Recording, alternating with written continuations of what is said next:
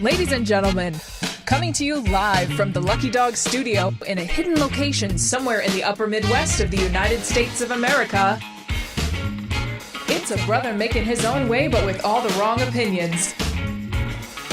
Welcome to the Morning Night Live with your host, the one and only Dawg Knight.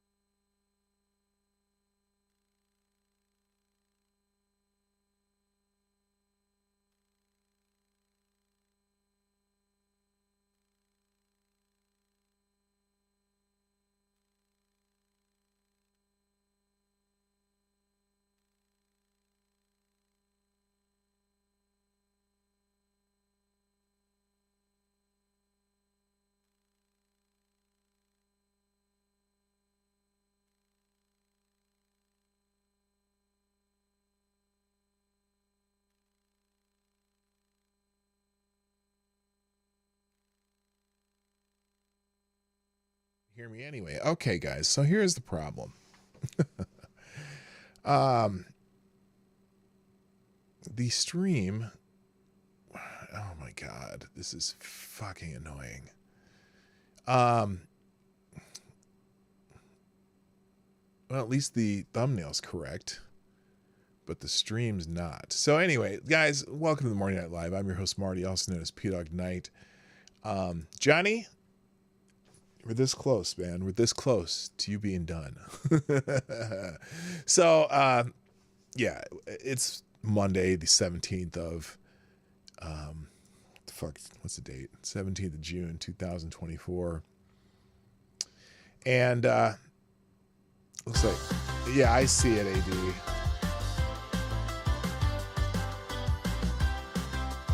So, here's the deal. Somehow, this stream reverted back to Friday's setup. So what is going to happen here right now? Right here, right now. There's no place I'd rather be. We're going to fix this. By the way, today's show starting so late doesn't mean it's going to end on time. It's going to end real late too. Oh my God, what the hell is that? I don't need to see that. That's on YouTube too. Holy shit. So I'm going to make a couple of minor adjustments while I'm sitting here. Welcome to the show. Happy day after Father's Day, and happy Strong Dad June. I am going to, what the hell's going on here? Now I can't even get into the stream that I'm in. This is really frustrating. Random. What the hell is that? Holy crap. You know, sometimes things just don't go your way. And this is not a good day so far. But I'm going to figure it out. Because I have the other chat up. I can't even get to the right stream. What the bloody hell is going on here? Let's see if I can get to it. Let's see if I can get to the right stream. Because I got to make this. I got to fix this. This shows me streaming somewhere. It should be already on. There it is. Okay, there it is. That's the one I'm looking for. I have the wrong chat out too. So, look, good God. Anyway, so today we're going to have a little bit extended show. Okay, just for those of you who realize that we normally start earlier and then we usually have to end by 10 or noon Eastern. But today I don't have to end by noon Eastern. I'm going to actually run show until I'm done with what I want to talk about, which may be quite a while. This may be a marathon stream for all I know. So get comfortable. And hopefully you're in the right place because I'm going to go shut that other stream off. I got to actually go into that chat and tell you that I'm not there. But I guess you can tell I'm not there. Probably wondering why the hell is this still in holding pattern? I got to change the details of this one. This is maddening. Holy shit. It's not Friday free for all. Okay, there we fix that. Then we're going to fix the what it says, because I don't want anyone to think this was Friday's show, because it's not. This is Monday's show, Metal Monday on the Morning Night Live. And holy crap, this is insane. I got that. Fix that. I got to change the thumbnails too. I got to change the thumbnail because this is not the Friday show. What the bloody hell is going on? Oh, the thumbnail's correct, isn't it? I bet the thumbnail's already right. Well, I'm going to change it anyway just to make sure. There we go. Now we got the thumbnail. Okay.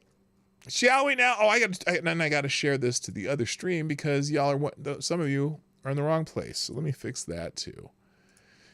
Okay, oh, good God, this is such a pain in the butt. And that's frozen. So anyway, well, I'm not. All right, this one is the one we're not at. Here, and there's still people over there waiting. That's what I feel bad about. Oh, no, the chat's working. Okay, we're good. We're good. The chat is working. So, welcome to the Morning Night Live. I'm your host, Marty, also known as Dawg Knight on the internet. Welcome back to the Dawg Knight Channel on this Monday, the 17th of June, 2024, the day after Father's Day. Happy Father's Day to all the fathers out there.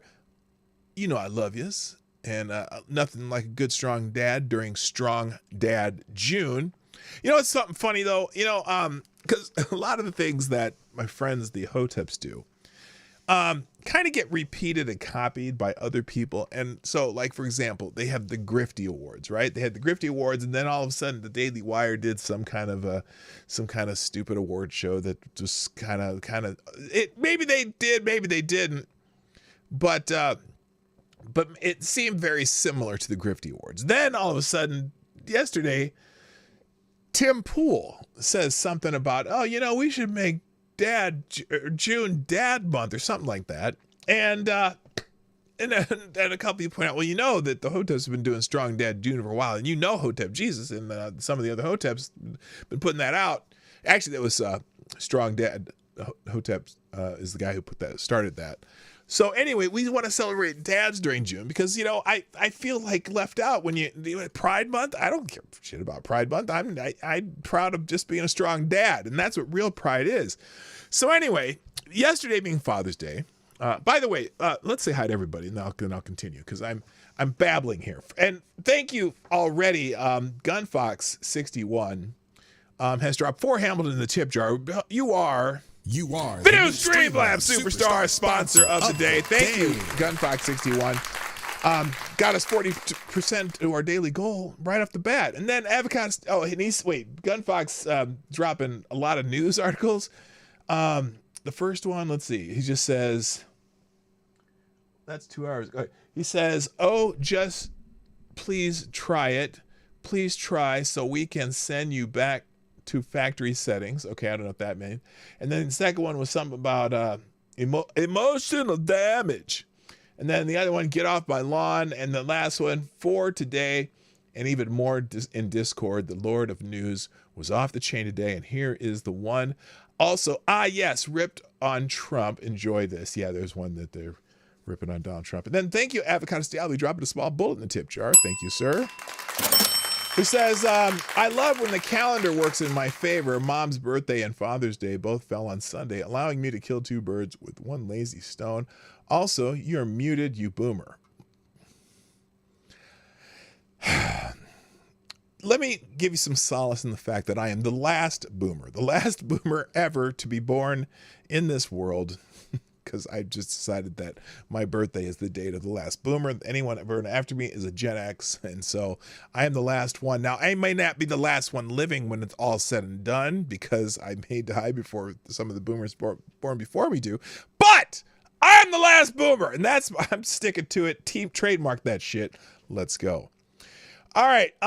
So thank you for all the people who are already donation. If you want to hit the donation pod, that would be Streamlabs, the Streamlabs link at pdognight.live. Oh, why didn't Avocados Diablo show up in there? It's a Streamlabs one. Oh, because that's Gunfox is the top donor of the day. Yes. Oh, and actually we're at 4023, so we're almost there. We're getting there. Okay.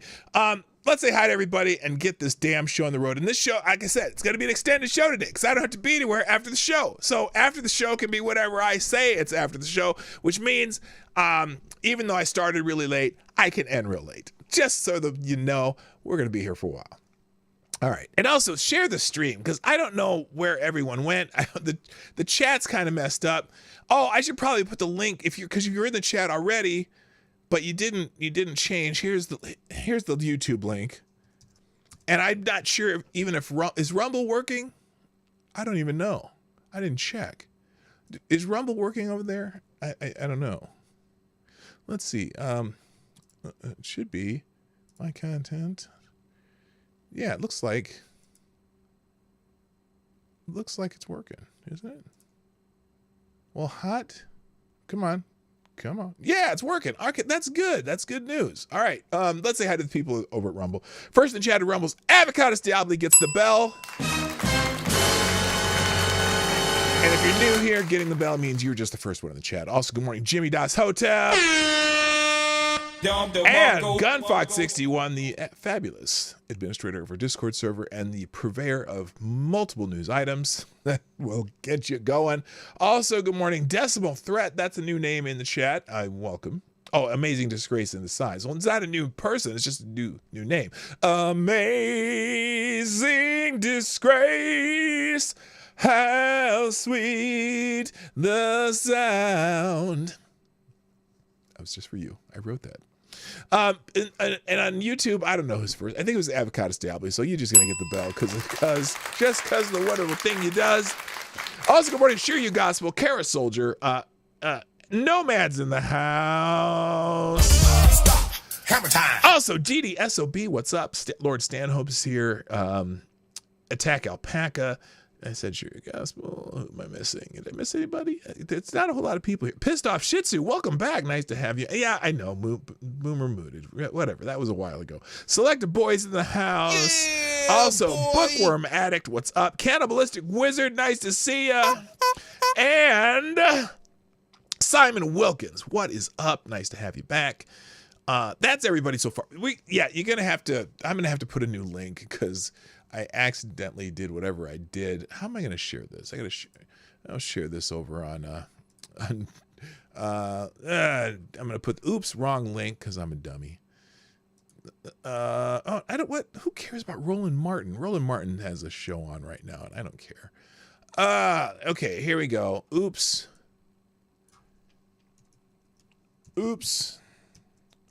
Wrong YouTube link. Here's the correct one. And hit play. There we go.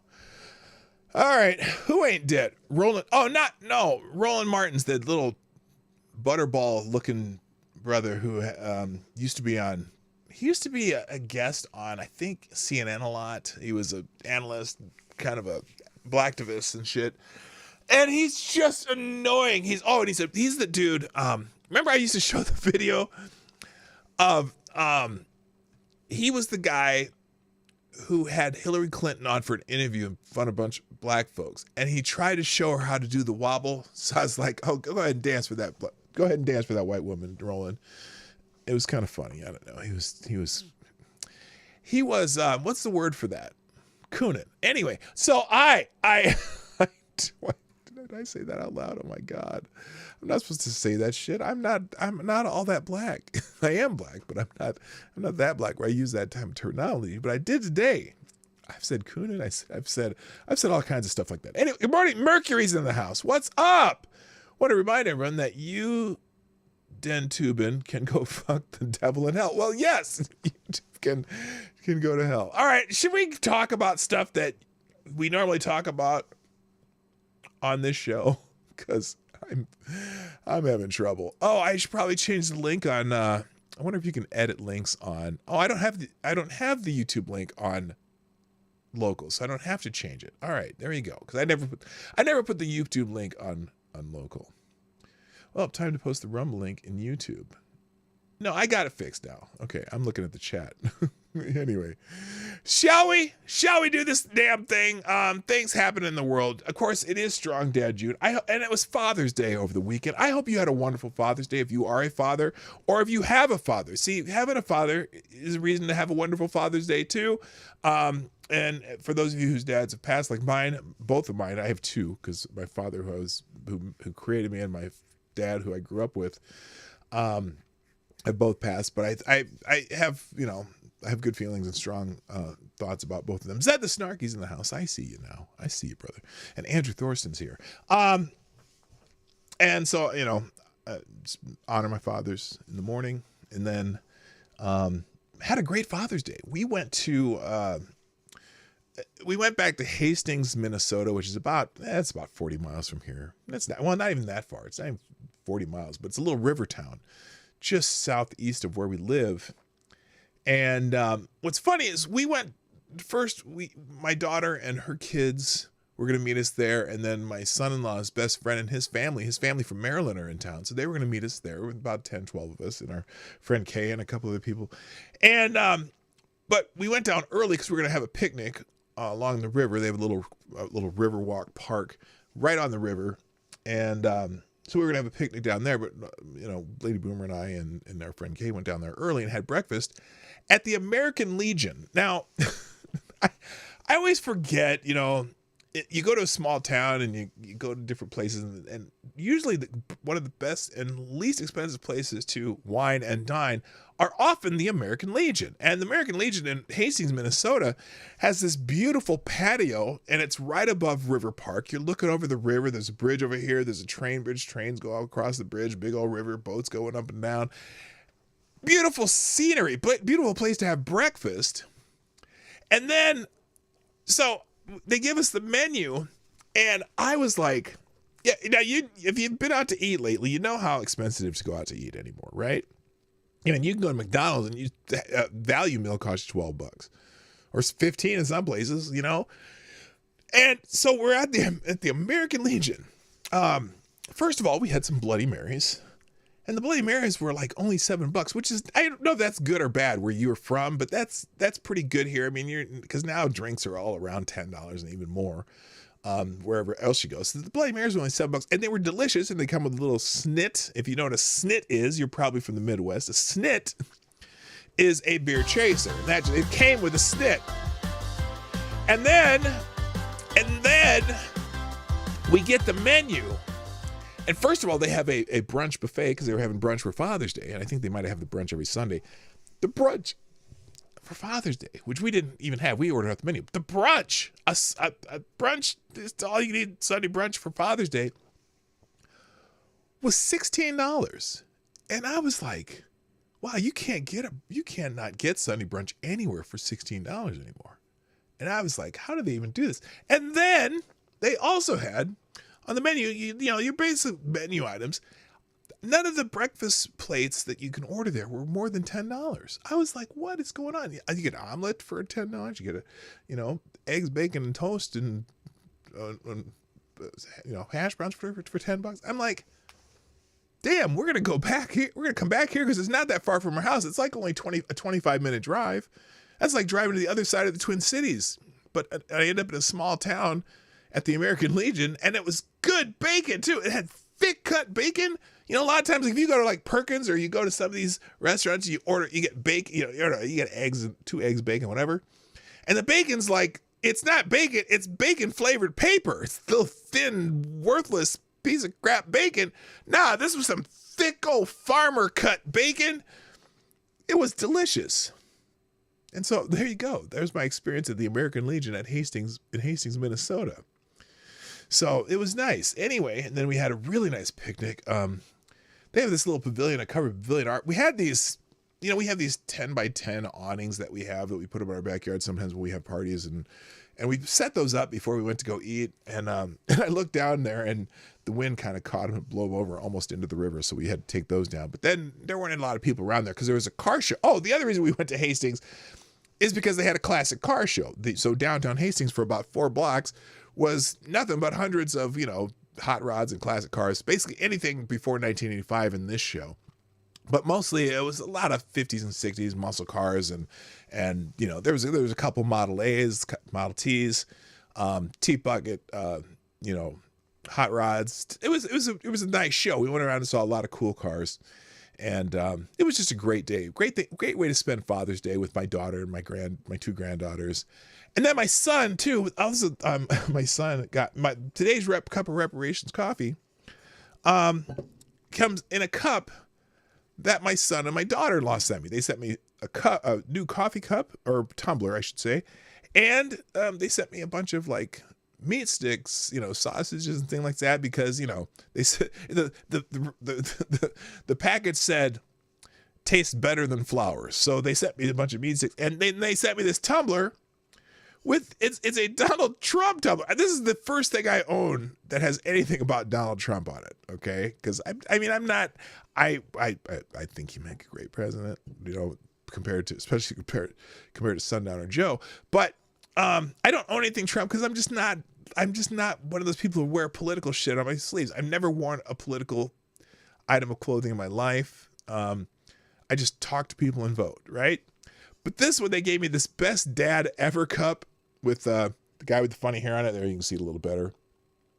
And then on the back, it says, "You are really a great dad. The best. Really terrific. Just fantastic. Other dads, losers. Total disasters. Everyone agrees you are the best. Believe me." So that's what it said on the back. And so I got, I thought that was cute. And it's very appropriate for this show because it is.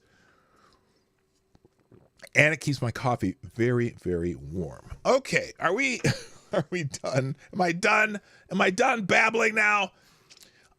So we have so far on YouTube, we have about 18 people here, 8 likes. Hit the like button, okay? You sponsor the show by sharing the show. Share the stream if you haven't done already. Amazing Disgrace on YouTube too. And then again, pdognight.live. You can do super chats there. That's the best place to do super chats for you and for me. Okay, because they don't send any of that money to YouTube. A little small processing fee, and that's what you send to me comes to me. Or you can do YouTube Super Chats, or you can do Rumble Rants, or you can do Venmo, Cash App. It's many different things. All right, real quick. Thank you, Avocados Day. I'll be dropping another not another Hamilton, but another donation in the tip jar over on Streamlabs, saying, "Tell us about the time you tied an onion to your belt and walked to Shelbyville next."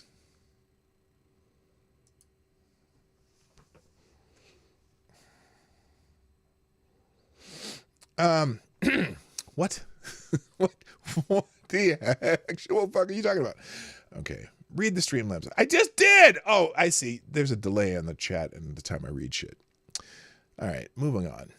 So anyway, yesterday's Father's Day. Lots of stuff. People putting stuff about fathers. Oh, this is sad though. This is the one that caught my eye. Oh shoot, but it won't catch your eye unless I put it on the damn screen. This one kind of made me sad though. On this 10th Father's Day without you, I'll remember you, your incredible thoughtfulness and compassion for others. Thank you for showing me what it truly means to be unconditionally loved and kind. I miss you and I love you today and every day. That's Zach Williams, one of Robin Williams' kids. Now I think these are his grandkids, but Zach Williams put that on for his dad. That's kind of sad. But a lot of Father's Day wishes on X, the app formerly known as Twitter. Also trending still today. What was the next one? Dad was trending. Okay. Or no, Strong Dad June. Okay. And here's today's Strong Dad June from Black Hotep, aka the Strong Dad. We'll play this one. I didn't watch it, but here we go. Here's the day. What up, y'all? Strong Dad June, day number 17. And listen, I hope y'all had a great Father's Day weekend. I did. Thank you. But it doesn't stop. The work doesn't stop. We don't stop Never stops. focusing on this, highlighting this, or trying to influence men to be strong dads. Just because the month is almost out, this is a lifelong duty. Once you become a father, you are signed up to a lifelong contract of mentorship, not just to your child, but to the people that are in your family, to your wife, to the people around you, to your friends, to the community. You have to consider, even if you're not a father, as a man in this world, you got to live your life like another man is watching you intently, ready to follow your blueprint, ready to do what you do, ready to be influenced by you. This is something that you may not want to face. This is something that you may not want to accept, but you are somebody's influence, whether you like it or not. And if you want to see a better world, right? If you want to see these young men carry themselves better, instead of lamenting on where the father is or acting like there's no one to raise these kids, carry yourself as a man should carry himself. All of us, if we all continuously do this, then it will just bleed into the rest of society and we will see a change for the better. But it only works if we all do it. It doesn't work if a handful of us do it. Remember that. Strong Dad June is for life. Awesome. All right, so that's our friend Black Hotep, aka Strong Dad, on the app formerly known as Twitter, also known as X. So anyway, lots of posts about Strong Dad June. Now, another thing that was trending because of Father's Day, dads. Okay, that was dads, just the word dads. And so lots of people posting about dads. Now here it is. Let's see what dads are really thinking about. I haven't seen this. This doesn't have music in it. If it does, I'm not gonna. No, I'll give it back. Okay, here's now I haven't seen this. This probably it looks like it might be funny. So let's check it out. Here, we'll put it on the screen here. Let's try this one. This is what dads are really thinking about today. Man. Hey, what's going on? It's mine, Daddy. Noah keeps taking away from me. Noah, give it back. No. Noah, give it back. No. I said give it back now. Noah! Oh, damn. Larry, what the hell are you doing? Larry! Larry, you can't just... Oh, Larry! Okay, wait a minute. Larry!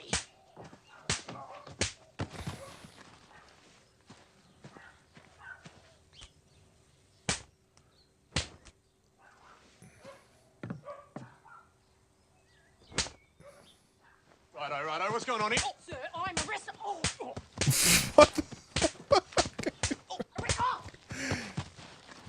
I guess this is known as slapstick comedy. The Slap, Part 2, coming soon to Fox. Okay, there we go. So anyway, I don't know what that was. Wonder how it looks. You can't see it? Oh, good God. I had it on there. What the hell? All right, we'll try it again. God. Johnny, what are you doing over there? Man. Hey, All right, we'll what's do it going again. on? It's mine, Daddy. Noah keeps taking away from me. Noah, give it back. No. Noah, give it back. No. I said give it back now. Noah! Good Lord. I'm having a day. What the hell are you And just think, it'll be a longer show today. Oh, Larry. Oh, are you all right? How did... Larry!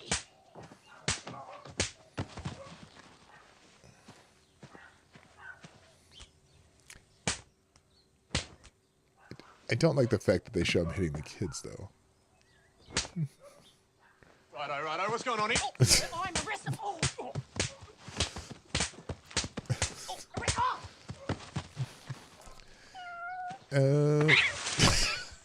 The Slap, Part 2, coming All right. soon. And as I said before, just like, I guess that's what's known as slapstick comedy. So there you go.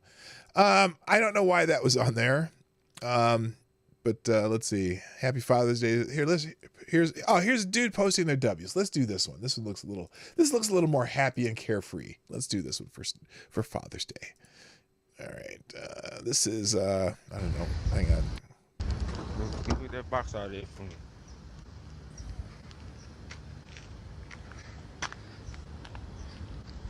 Shit.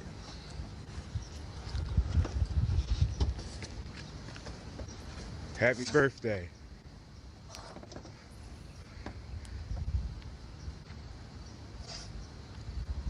Don't cry. You about Apparently to this make is me cry. the Don't cry. Pull it out.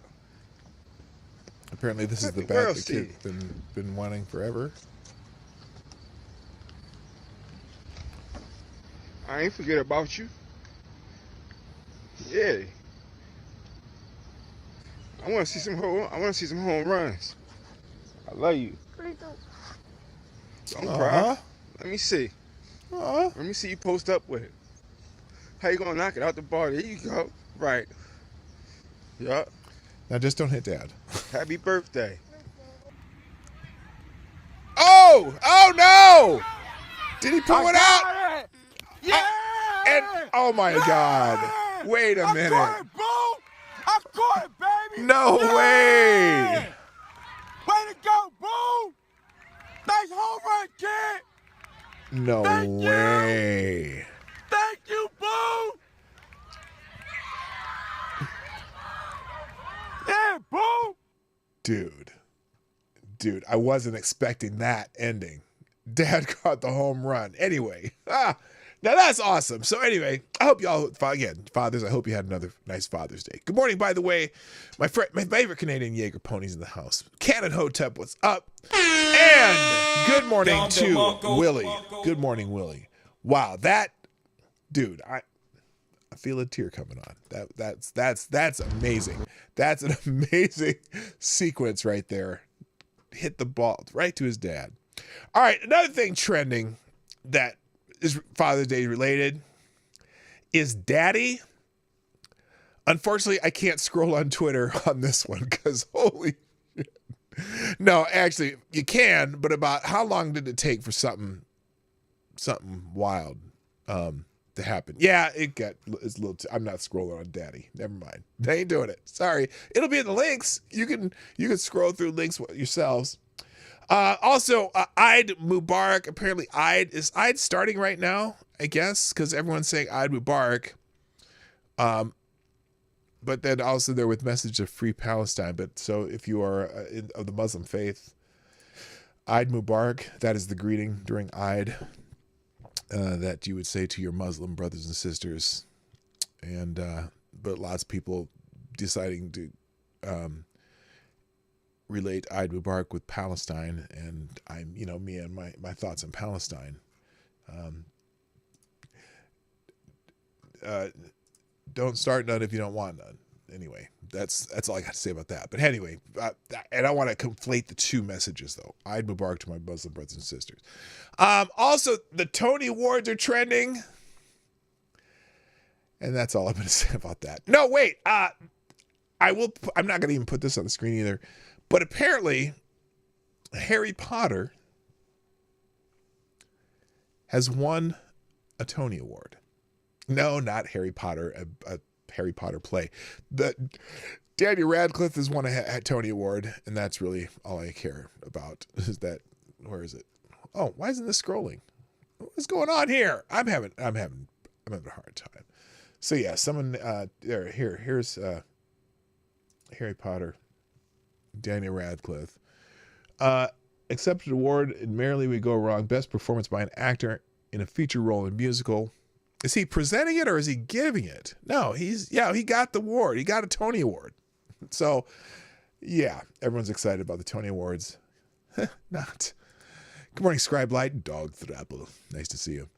All right. Also, House of Dragon. If you are watching the prequel to Game of Thrones, House of Dragon on HBO, apparently House of Dragon is back on Max, the streaming platform. I am watching House of Dragon, although we haven't caught up on the current episodes. So if you're into that, that's nothing to put on the screen either. But here's let's just go ahead and get into the main topic today, because there was a giant fundraiser in Hollywood for Joseph Rahim Biden. And what I'm saying in my thumbnail, which I had to change for this stream, wait, what? That bow tie is so 19th century. I don't know. So, they had a big Hollywood fundraiser in Hollywood, obviously. And it's the Hollywood left. I know that's redundant. They had a fundraiser, and a lot of people are talking about this moment when just before Joe Biden left, and the people are saying, he stood there and froze for a moment.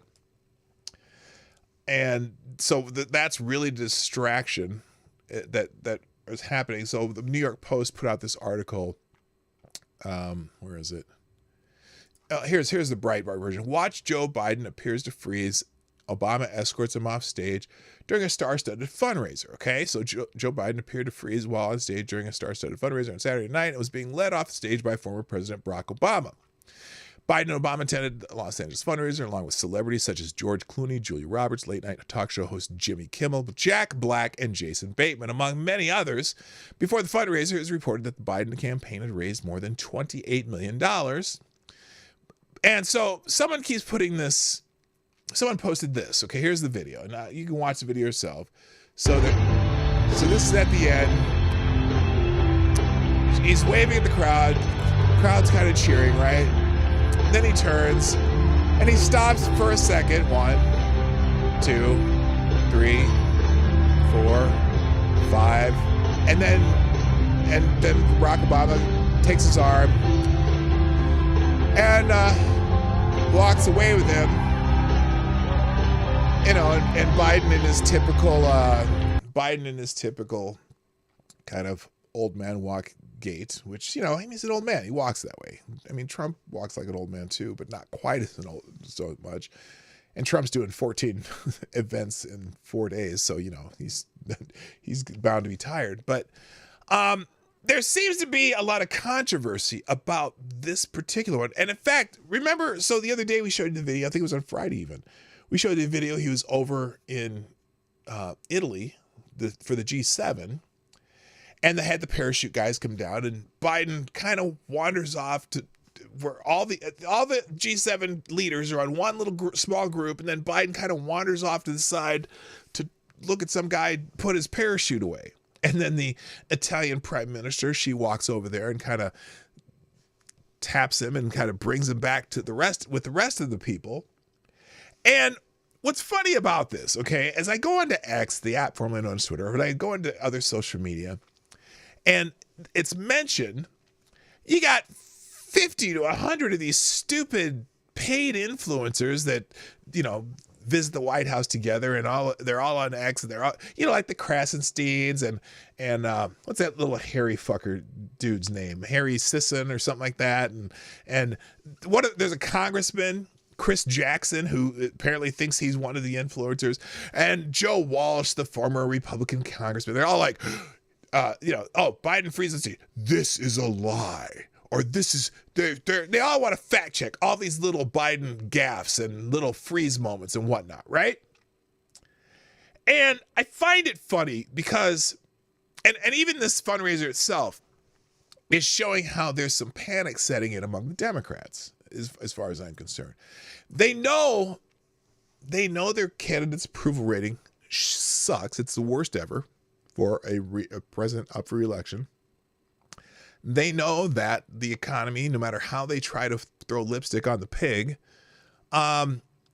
isn't working for the actual people. They can tell you that, like, for example, Joe Biden's interns who run his Twitter account yesterday posted that inflation for May, month to month, was 0. Okay? As though that is supposed to tell you that the economy is great. Joe Biden's Inflation Reduction Act is doing its job, right? But if you're using month to month, meaning, oh, you mean the inflation from April is basically 0? That means nothing, because compared to the year before, it was 3.2%, which is, you know, most of the time when you talk about inflation, you talk about year to year. So Democrats know that they're lying on some of these things. They're lying by, you know, using statistics in a deceitful way. You see what you see when people post these videos of Joe Biden freezing or wandering off or whatever. In fact, the article in the New York Post he called them the meanderer in chief, right? And you begin to wonder, how long is it going to be before they replace him? You know, you hear the words like elder abuse and stuff like that. So anyway, people are really upset about the fact that people are noticing this. The Democrats are really upset that people are noticing this. And so they have this big Hollywood fundraiser. And look, this was this was kind of in response to Trump. I think since the conviction in New York, he's raised about $200 million. I mean, it was like $54 million the first 24 hours, just raising money left and right off of this. And so they said, okay, we're going to have this big Hollywood fundraiser. So, a lot of our Democrat money comes from Hollywood anyway. And so I'm going to go through some of these tweets as we as we look here, because, for example, here it is. Chaya Raichik, she's the one who runs. Is she Gays Against Groomers? Or is she what does Chaya do? Is she the Libs of TikTok? She's the Libs of TikTok gal. So it's literally on camera and was first reported by a reporter from the Hollywood Reporter. We will not fall for your gaslighting, David Hogg. Because David Hogg is one of those people, too, who will automatically try to, become blocking back for Joe Biden. For the record, this did not happen. It is a total lie. Biden appears to freeze up, has to be let off stage by Obama at Megabucks LA fundraiser. And so, obviously, when you look at the video, this is from the Hollywood Reporter. They're not a right-wing mega country outlet, where this is Chris Gardner from the Hollywood Reporter who says that's a wrap on record-setting Democratic fundraiser for Joe Biden's re-election campaign, netting $28 million. Former President Barack Obama and President Joe Biden offer final waves to Peacock Theater crowd as Obama then grabs Biden's hand to lead him off stage, following a 40-minute conversation with Jimmy Kimmel. Okay, so now it's obvious that Obama led him off stage. And so I guess what they're saying is that Biden didn't really freeze up. So Hollywood elites whose combined net worth exceeds $1 billion and who don't give two fucks about the future of our country raised $28 million for a guy who showered with his daughter and made our country the laughingstock of the world. How noble of them. That's harsh. So lots of people. Okay, I can't show that. Holy shit, where'd that come from? That's gross. So lots of people are talking about that. In fact, this is why Jack Black is trending too, because he made some kind of, well, let's see. Here's Jack Black. Here's Jack Black talking about shilling for Joseph Biden at this Hollywood fundraiser. And a lot of people are mad at Jack Black. Let's watch this video. I haven't seen it, but we're going to watch it anyway. A few days ago, my manager called me and said George Clooney and Julia Roberts wanted me to help out the president and speak here tonight. And I said, I am in. When and where? And okay. I really wonder, by the way. So a lot of these celebrities in Hollywood live in California, right? In California, the media there is very, very myopic, or myopic, whichever you prefer. And definitely the entire media in California is shill for Joe Biden and pretty anti-Trump. So, if they see media out there, that kind of tells you where it comes from. So anyway, let's listen to Jack Black.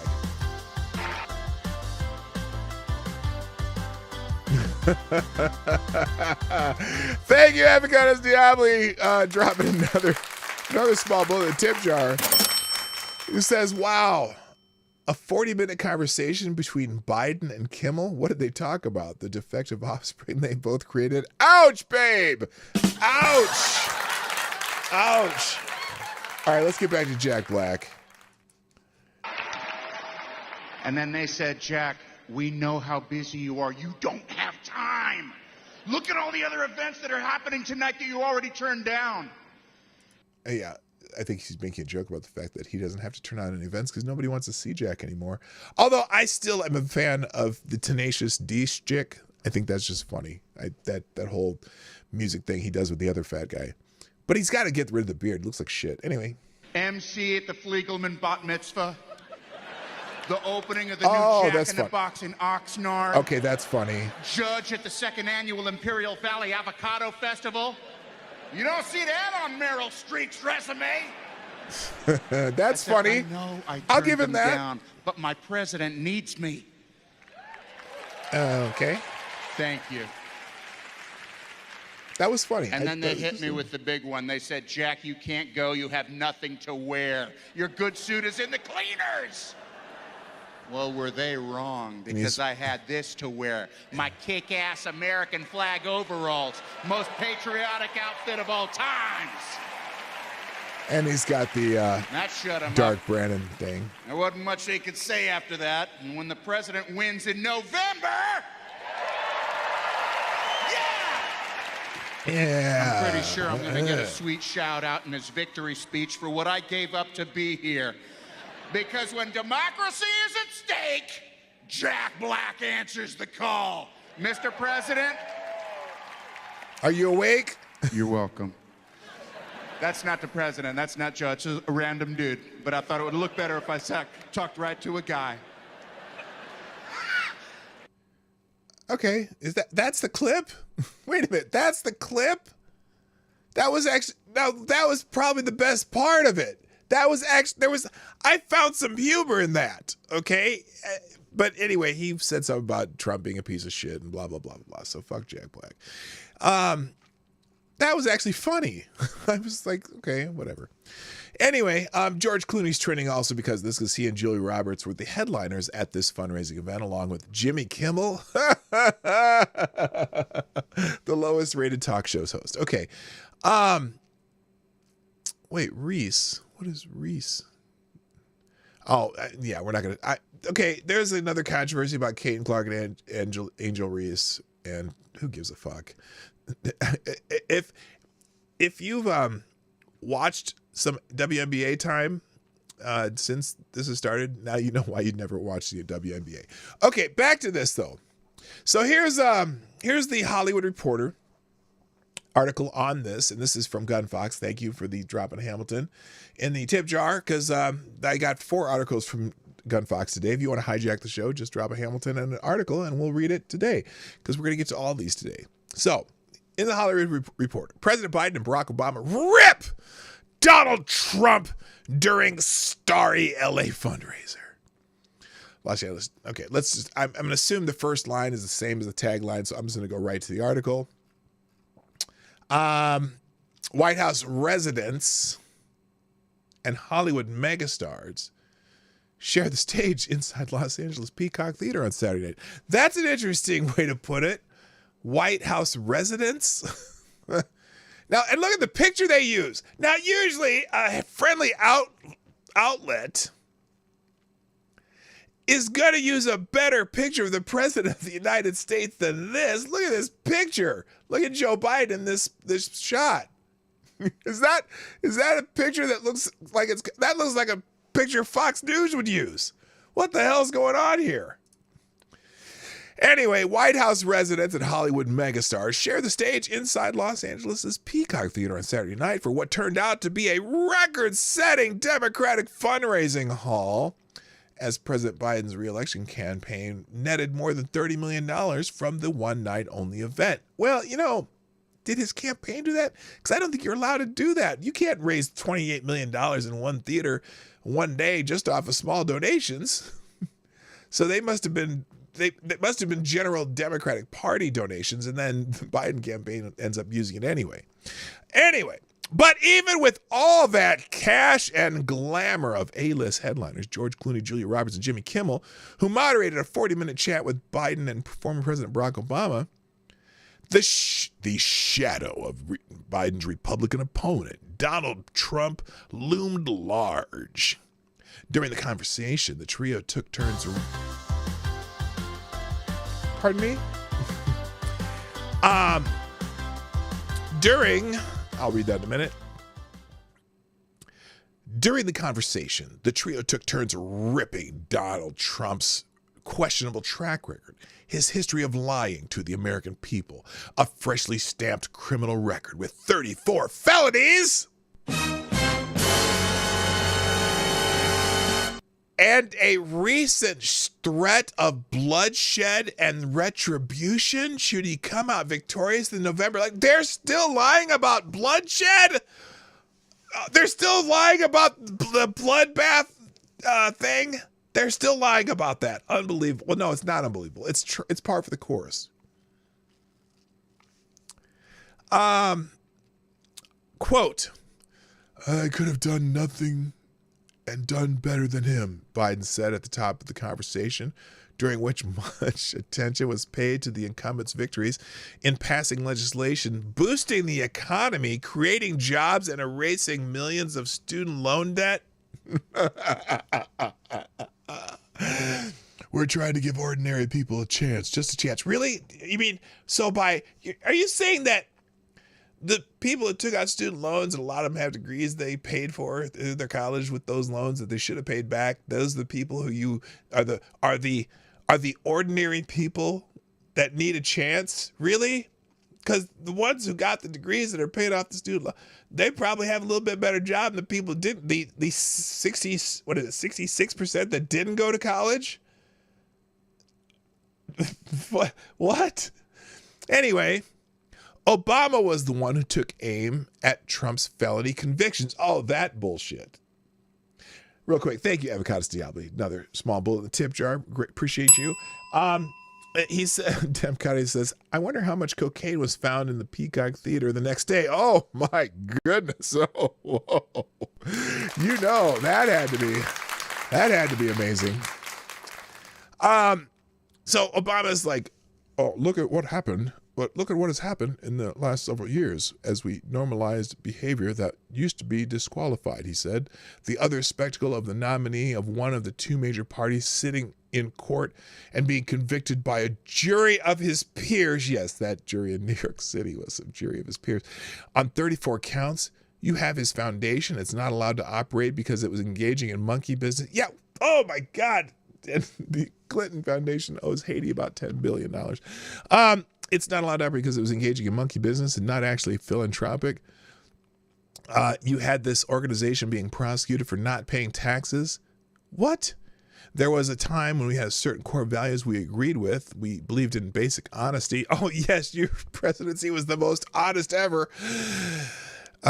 We believed in paying your taxes, which Donald Trump does do. You've proved it by leaking his tax returns illegally.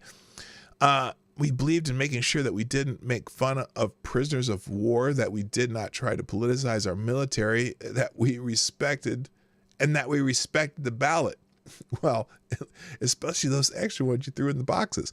Obama went on to say that Biden has stood for many of those values, and he continues to do so. He is also, yes, the 81 million votes, those absolute pristine ballots of the 81 million votes that Biden got. He also complicated the work that his one-time vice president has done during his White House tenure, especially at the border. At its best, the presidency is a relay race. You take the baton and you run the race, and then you hand it to your successor. I take great pride in what the Biden administration has accomplished. He said, well, why do you take great pride in it, President Obama? Why do you take great pride in what the Biden administration has accomplished? Are you the puppet master? Are you? Why are you taking great pride? You ain't doing it. Oh, maybe you are doing it. It's a reminder that we don't have to just vote against something in this election. We have so many things to worry about, and there's a whole agenda that we should be concerned about, but we can take pride in affirming the extraordinary work that Joe has done. I didn't know the whole show was a comedy show. Kimmel, who has long traded insults with Trump and used him as a punchline repeatedly everywhere from his late night show to the Oscar stage, wasted no time Saturday taking jabs at the stable genius, and he pulled no punches. Oh, gee, that's all Jimmy Kimmel's act is Donald Trump, Donald Trump, Donald Trump, Donald Trump, Donald Trump, Trump, Trump, Trump, Trump, Trump, Trump, Trump. Upon taking the stage, Kimmel walked out to a standing ovation. Oh my God. Following a comedic introduction from Jason Bateman and Catherine Hahn, who called him Jimmy fucking Kimmel, the veteran late night host praised the lowest rated late night host, praised Biden's 3 years in office. He also paid tribute to thousands of people who purchased tickets to attend the fundraiser, which cost anywhere from $250 for a seat far from the stage to $500,000 for a ticket package that included prime seats, photos with both presidents, and a VIP after party. Hey, AD, that's where they found the cocaine, the after party location. Well, I don't know if Hunter was there or not, but the rest of them, damn right. I want to take a moment to absorb the fact, if you will, that we are in a room full of people who love this country and are spending their time and hard-earned money, he said, adding that there is a lot on the line in the fight for equal rights, climate change, universal health care, and good old-fashioned democracy. Universal health care? Hey, I got a question for you. Okay, chat. If you have once in this presidential cycle that is Joseph Rahim Biden, if you have once heard the words out of Joseph Rahim Biden's mouth, the words in succession, universal health care, put a 1 in the chat. If you've never heard him say out of the words universal health care, put a 0 in the chat. I want to see the ones and zeros. Okay, let's just see. He then said, how incredible is that years from now we'll be able to tell our grandchildren that we saw 2 presidents of the United States on the same stage as Kung Fu Panda. Oh, that's hilarious. Oh, Jack Black, Kung Fu Panda, get it? Okay. The quip was in reference to Jack Black. Oh, like nobody knew that. Who also appeared on the stage in colorful overalls. In addition to Biden, Obama, Kimmel, Roberts, and Clooney, the program also featured remarks from First Lady Jill Biden. Oh my God, someone's going to be pissed off. They did not refer to her as Dr. Jill Biden. Longtime Democratic supporters Barbara Streisand, oh God, goody, Jason Bateman, and Catherine Hahn. Cheryl Lee Ralph, who won an Emmy on the same Peacock Theater stage for her work in Abbott Elementary, was among the lineup of performers that also featured Sister Strings and the Silhouettes. In the building were Jeffrey Katzenberg, Paul Anka, Kathy Griffin, oh God, David Mandel, CAA power players Brian Lord and Richard Lovett, Keegan Michael Key, and a long list of California politicos, including Governor Gavin Newsom and LA Mayor Karen Bass. Oh God, where are the Hamas's missiles when you need them?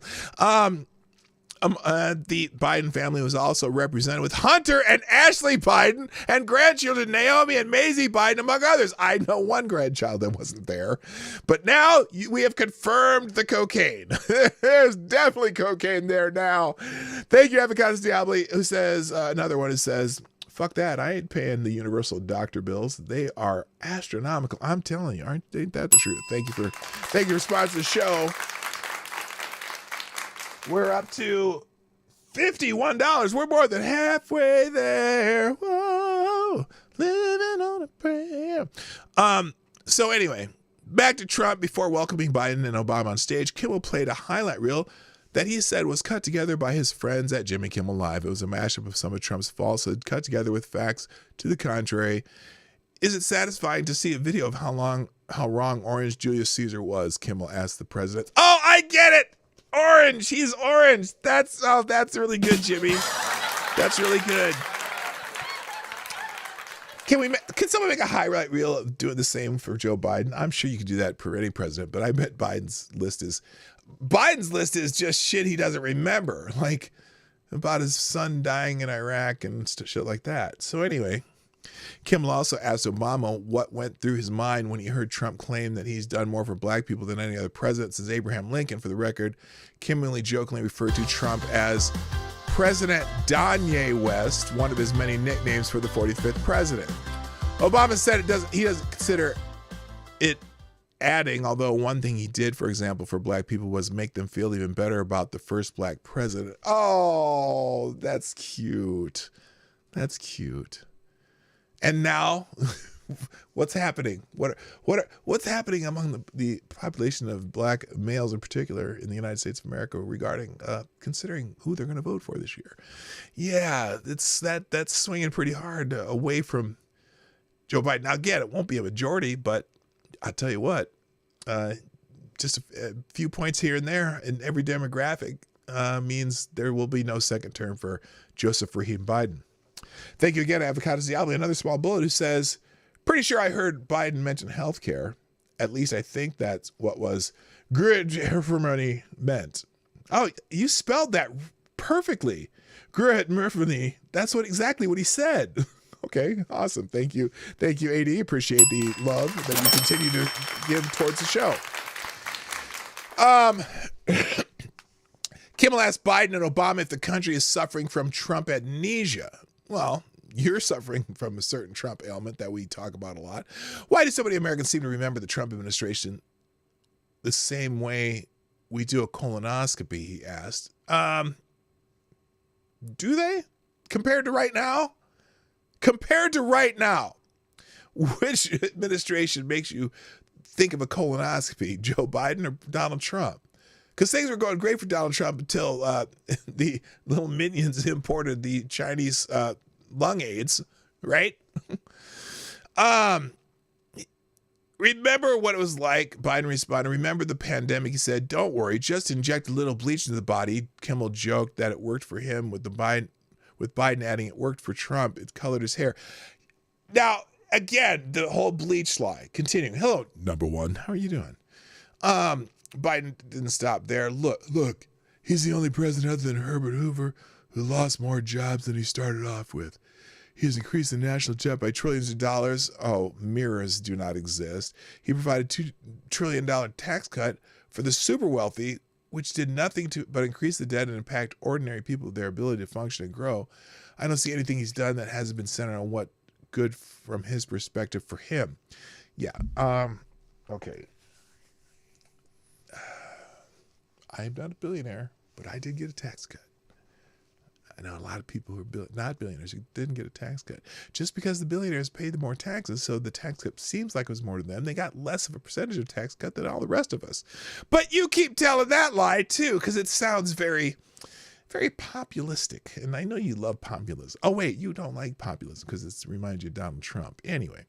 One of the more serious segments of the conversation came as the trio turned their attention to the Supreme Court, with Biden underlying the importance of the upcoming election and shaping the future of the nation's highest ruling body.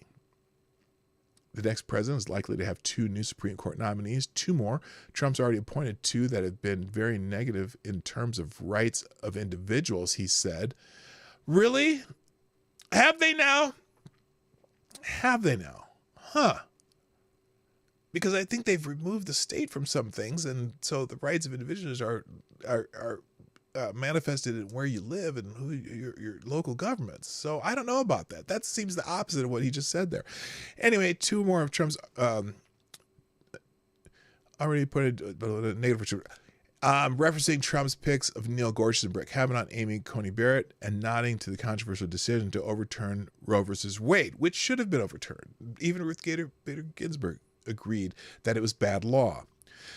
This has never been a court that's so far out of step. Streisand took more time to spotlight than Streisand took more time in the spotlight than Clooney and Roberts, and she focused her attention on Dr.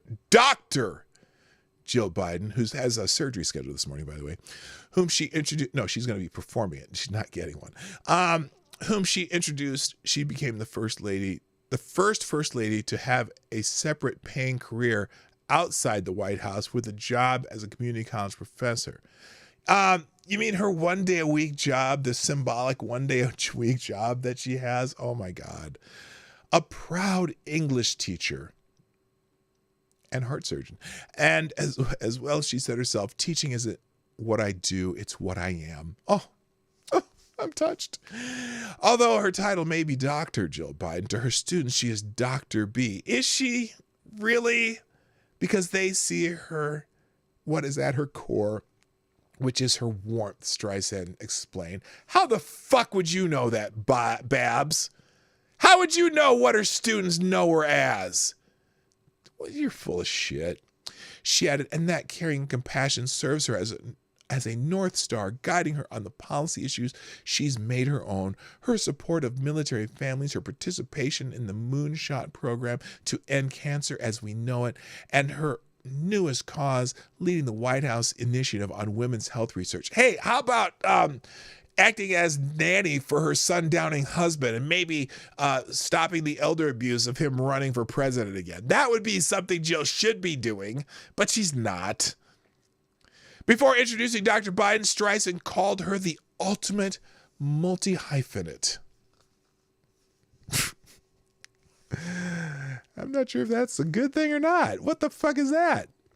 Adding that she's the rock of the family, in addition to being a trusted voice for her husband and a strong messenger for the campaign. Yeah, just like Hillary Clinton was for Bill. In her remarks, Dr. Biden praised the Hollywood talent who turned out. I have to say it's humbling to have a group of incredible artists and advocates stand beside us in this election. Yes, because there's never been Hollywood, the Hollywood people, they've never stood behind Democrats before. So this must be very novel to you. Good God. And all of you, to thank you for your generous support. She too also took aim at Trump. She said there's so much at stake in the forthcoming election because it's about something bigger, character. And them Ukraine, what do you call them when you get the kickback dollars? Something like that. Yeah, the Ukraine kickback dollars are pretty good too. We have a choice to make. Joe, a man who has dedicated his life to serving his community. What community? What fucking community has he served? He's been in Congress since 1972. What community?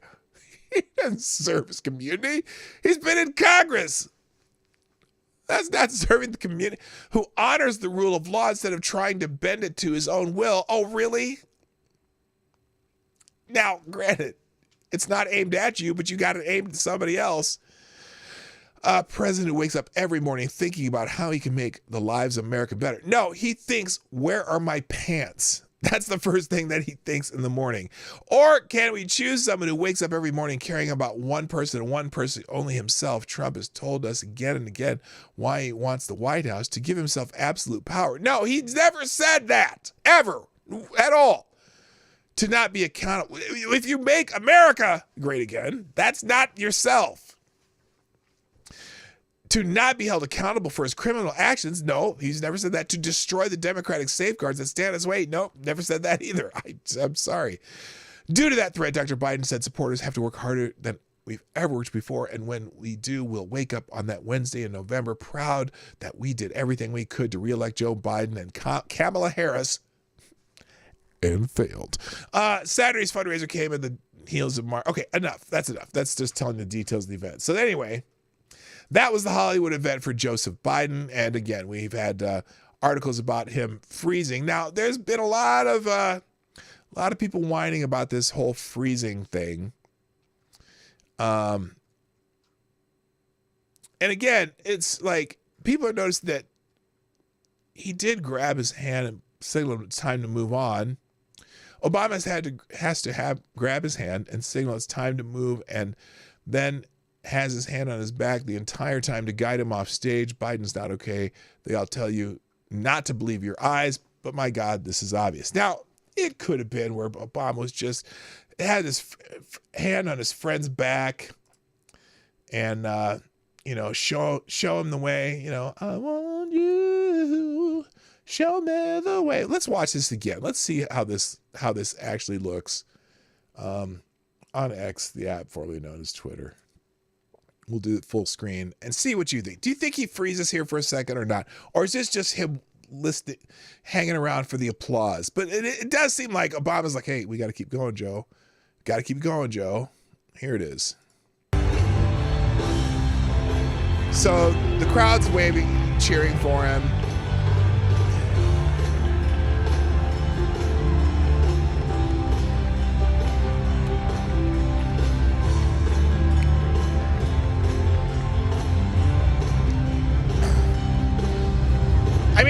Okay, so just that part. You know how Joe has a tendency to get fixated on something? And that's what he did there. He got fixated on someone in the crowd or something in the crowd. And you notice when Obama touched his arm, he's almost startled, like, oh, yeah, are we supposed to go now? And that happens a lot. Now, I don't know if it's just a tick of Joe Biden. And then watch, here they go walk off the stage. I'm going to turn this music off.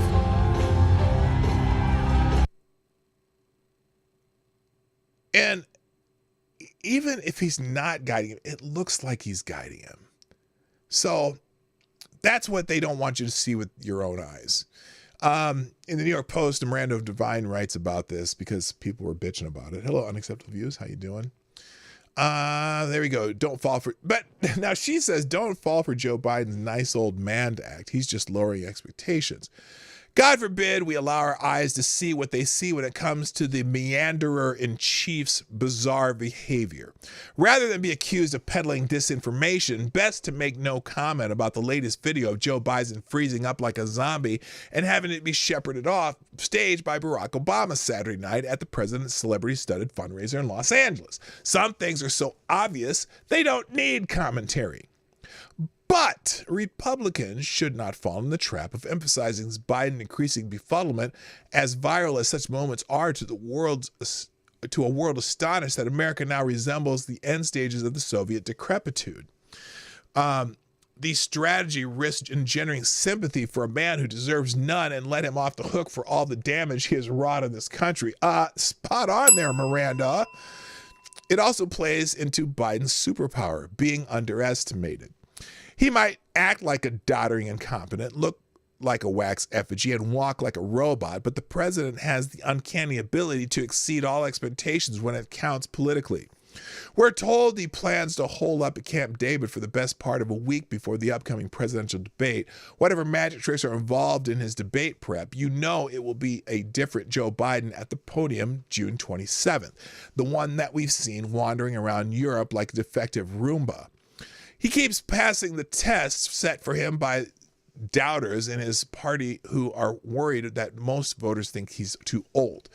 A polite euphemism for his cognitive fitness more than a judgment on his numerical age of 81, which is not much more than Donald Trump, who just turned 78, but has seemingly boundless energy compared to Biden. For instance, Biden's weird performance at the State of the Union in March after another extended recharge at Camp David was effusively praised by his media boosters as feisty and energetic and passionate. Biden projects a vision of strength was typical for CNN. He projected vigor and forcefulness. His voice and was sonorant, whatever that means. He was quick off the mark, a trenchant master of the chamber.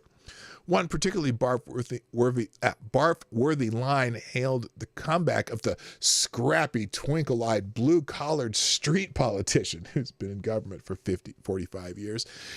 The media accounts were at odds with what any normal person saw of Biden's shouty, angry, oddly octane performance, but Biden benefited from low expectations, which had plummeted deeper into the basement after Special Counsel Robert Hur decided not to charge him with mishandling classified documents because he's a cognitively unfit to stand for trial, or as Hur diplomatically put it, he's a well-meaning elderly man with a poor memory. All Biden has to do for applause at the debate is not fall off the stage. Online censorship expert Mike Benz, the former Trump State Department cyber official, likens Biden's episode of tragic sharpness to a computer being woken up from low power mode. If you were able to put him in a debate, he would be able to summon the power to be somewhat formidable, but he gets that by being effectively in sleep mode for the other 8% of the debate. Biden used to be written off as a dud because of his history of preposterous boasting, plagiarism, dishonesty, and chip-on-the-shoulder combativeness. No serious man believes that.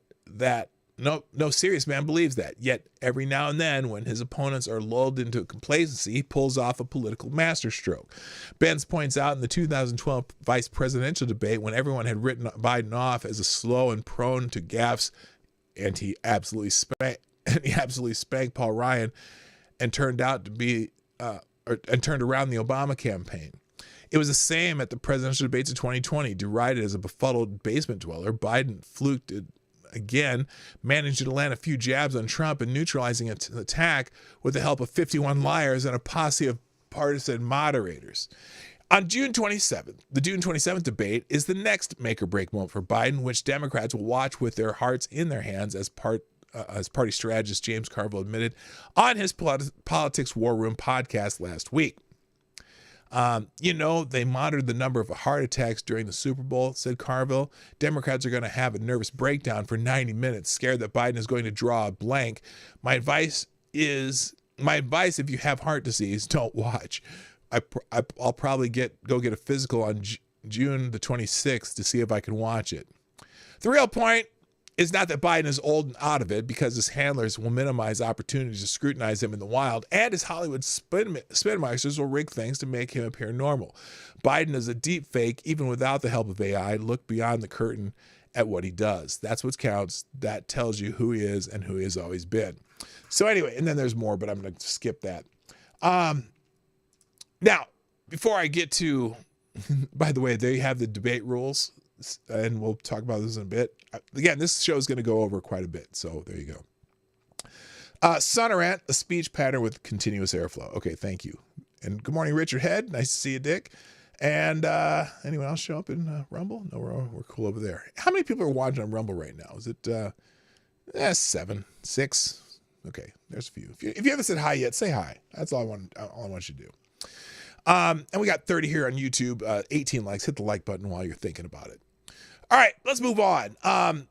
Speaking of Biden, now wait, what the hell happened there? There we go. You remember he was at the G7 last week. Oh, yeah, you know what? Before I even talk about this, I think it was Chris Jackson. He's a congressman, but he acts like one of the influencer shitbags, right? He acts like he's one of the influencers. And he is one of these people, anytime someone makes criticism of Biden, he tries to fact check it on X. And it's really weird. He was touting Joseph Biden because Joseph Biden was at the G7, I believe on Friday, and he got on a plane and flew to Los Angeles. And he showed up for this fundraiser in Los Angeles, right? And Chris Jackson was like, "Oh my gosh, the vim and vigor of a person who can be in Europe one day and then fly all the way across, halfway across the world and be at a fundraiser the next day and blah, blah, blah." And he's look at all the energy and whatever he has. Have any of you ever flown somewhere for like a long flight, a very long flight, usually from east to west, and then you get there and you feel like weirdly awake because the way the earth turns, the way the time changes are. Now think about this. A flight from Italy to Los Angeles. Do you think he was pedaling the plane so the wings would go, or do you think maybe he slept most of that time? It's like, I didn't understand the idea that if you get on a flight in Italy and you land in Los Angeles, that you wouldn't be able to get enough sleep to be really refreshed when you got there. It was, he's like, "Oh, no jet lag, no nothing." He's probably slept the whole fucking flight. It's got to be at least, very least, a 14, 15-hour flight. I think you can get some sleep on a 14 or 15-hour flight. So anyway, that was weird. So, but during that trip in Europe, apparently the G7 people were really concerned about Joe Biden too. And the Italians already make fun of Joe Biden. They have like actors that completely make fun of him. Members of foreign delegations sounded the alarm this week after seeing President Joe Biden in action at the G7 summit this week in Europe. Biden has produced several embarrassing moments while in Europe this month, including meandering his way from world leaders during a photo shoot at the G7 summit, appearing confused about arriving in Normandy for the 80th anniversary of D-Day, awkwardly trying to sit for several seconds at the event, talking about how many Russians have been killed in their war in Ukraine while delivering his D-Day speech, and leaving the ceremony while other world leaders stayed behind and greeted veterans. Those who attended the G7 summit, including Italian Prime Minister Giorgia Meloni, British Prime Minister Rishi Sunak, French President Emmanuel Macron, German Chancellor Olaf Scholz, Japanese Prime Minister Fumio Kishida, Canadian Prime Minister Justin Castro, and EU Council Presidents George Michel and EU Commission President Ursula von der Leyen. That name just just, there's something wrong with that name.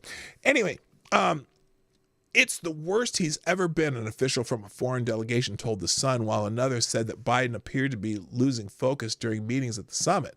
Other attendees from multiple delegations have described Biden's performance as embarrassing. The report said that many of the leaders were putting on a brave face in public to avoid adding to the embarrassing nature of Biden's actions and words. The latest roundup of embarrassing video clips for Biden comes as polls have indicated for months that a majority of U.S. voters have serious concerns about Biden's advanced age, 81. No, they don't give a fuck about his age. We care about how age has affected him. I know 90-year-olds that are far more cogent and engaged than Joseph Biden. Okay? It's not about the number of his age. It's the effect age has on his sundowning stupid ass. And his mental and physical fitness for office. Yes, that's the bigger problem. Biden's term in office has been peppered with numerous instances of him slurring words, forgetting all sorts of basic details while speaking, having to rely on note cards to remind him of basic things, and instances of falling on stairs, on stages, and off his bicycle. Well, the bicycle is a one-time thing, but yeah. So, European leaders are starting to see it. Oh no, that's why Democrats are panicking. Is Biden going to make it to the election or not? I don't know. All right, let me just get to these Gunfox articles, and then we'll get back to the normal show, because this is the hijacking of the show. If you have a Hamilton and you want to throw the tip jar because you have an article that you feel we must cover on this show, you can do that on Streamlabs, and Streamlabs only. Streamlabs, brought to you by Streamlabs. Anyway, all right, here's this is a weird story. Greek Coast Guard threw migrants overboard to their deaths, witnesses say. Ew. I mean, yeah, we don't want them in our land, but we don't want to kill them. The Greek Coast Guard has caused the deaths of dozens of migrants in the Mediterranean over a 3-week period, witnesses say, including 9 who were deliberately thrown into the water. The 9 are among more than 40 people alleged to have died as a result of being forced out of Greek territorial waters or taken back out to sea after reaching Greek islands, BBC analysts found. The Greek Coast Guard told our investigation it strongly rejects all accusations of illegal activities. We show it, this is the BBC, not the good BBC, but the British Broadcasting Corporation. We showed footage of 12 people being loaded into a Greek Coast Guard boat and then abandoned on a dinghy to a former senior Greek Coast Guard officer. When he got up from his chair and with his mic still on, he said it was obviously illegal and an international crime. The Greek government has long been accused of forced returns, pushing people back towards Turkey where they have crossed from, which is illegal under international law. Why? Why is that illegal, of sending them back? Is that really illegal? But this is the first time the BBC has calculated the number of incidents in which allege that fatalities occurred as a result of the Greek Coast Guard's actions. The 15 incidents we analyzed, dated May 23rd, 2020, resulted in 43 deaths. The initial sources were primarily local media, non-governmental organizations, and the Turkish Coast Guard. Verifying such accounts is extremely difficult. Witnesses often disappear. Maybe they threw them in the water too, or are too fearful to speak out. But in 4 of these cases, we were able to corroborate accounts by speaking with eyewitnesses. Our research, which features in a new BBC documentary, Dead Calm, Killing the Med, suggests a clear pattern. In 5 of the incidents, migrants said they were thrown directly into the sea by the Greek authorities, and 4 of those cases, they explained how they landed on a Greek island but were hunted down. In several other incidents, migrants said they had been put onto inflatable rafts without motors, which then deflated or appeared to have been punctured. Wait a minute. Are these the ones that... Well, obviously these aren't the ones that drowned. One of the most chilling accounts was given by a Cameroonian man who says he was hunted by Greek authorities after landing on the island of Samos in September 2021. Like all people we interviewed, he said he was planning to register on Greek soil as an asylum seeker. Quote, "We'd barely docked and the police came from behind," he told us. "There were 2 policemen dressed in black and 3 others in civilian clothes. They were masked. You could only see their eyes." He and 2 others, another from Cameroon and a man from Ivory Coast, were transferred to a Greek Coast Guard boat, he said, where events took a terrifying turn. "They started with the other Cameroonian. They threw him in the water. The Ivorian man said, 'Save me, I don't want to die.' And then eventually only his hand was above the water and his body was below. Slowly his hand slipped under and the water engulfed him. Our interviewee said the abductors beat him. Punches were raining down on my head. It was like they were punching an animal.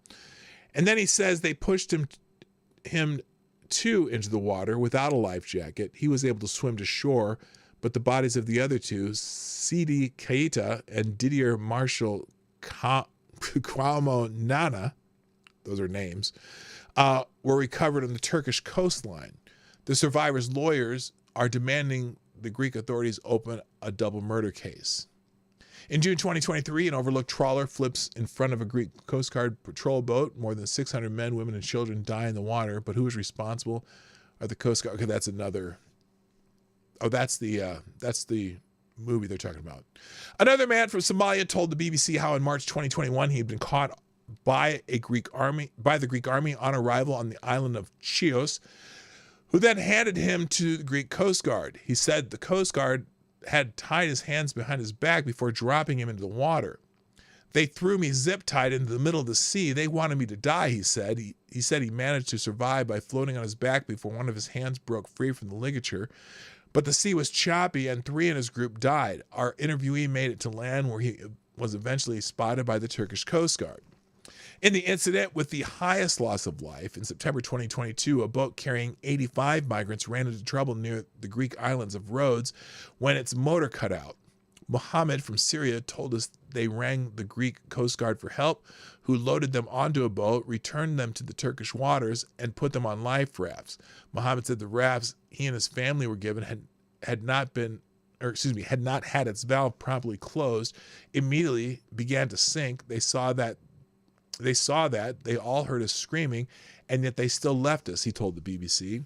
The first child who died was my cousin's son. After that, it was one by one, another child, then my cousin himself disappeared. By the morning, 7 or 8 children had died. My kids didn't die until the morning right before the Turkish Coast Guard arrived.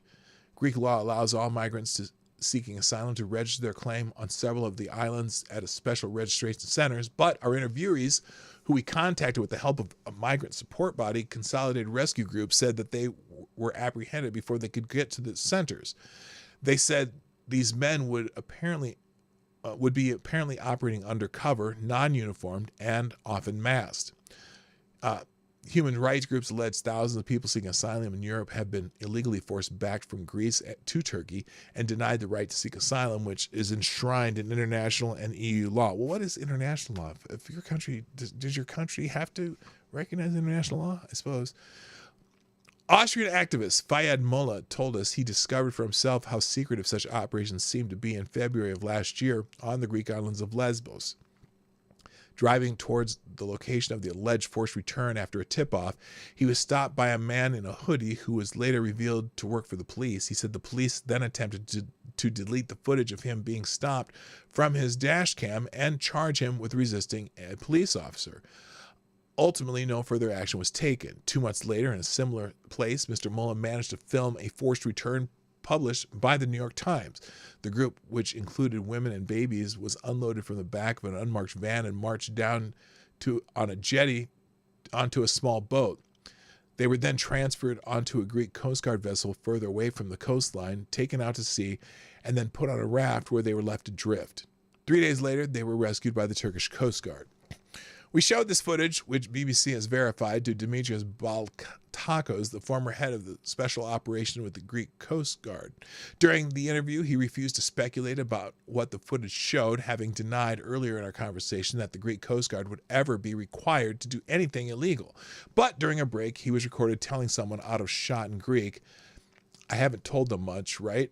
It's very clear, isn't it? It's not nuclear physics. I don't know why they did it in broad daylight. It's obviously illegal. It's an international crime. The Greek Ministry of Maritime Affairs and Insular Policy told the BBC the footage is currently being investigated by the country's independent National Transparency Authority. An investigative journalist we spoke to based on the island of Samos said she began chatting with a member of the Greek Special Forces via the dating app Timber. When he rang her from what he described as a warship, Rami van Byerson asked him more about his work and what happened when his forces spotted a refugee boat. He replied that they drive them back and said such orders were from the minister, adding that they would be punished if they failed to stop a boat. So this is, boy, it sounds like this is some official shit they're doing.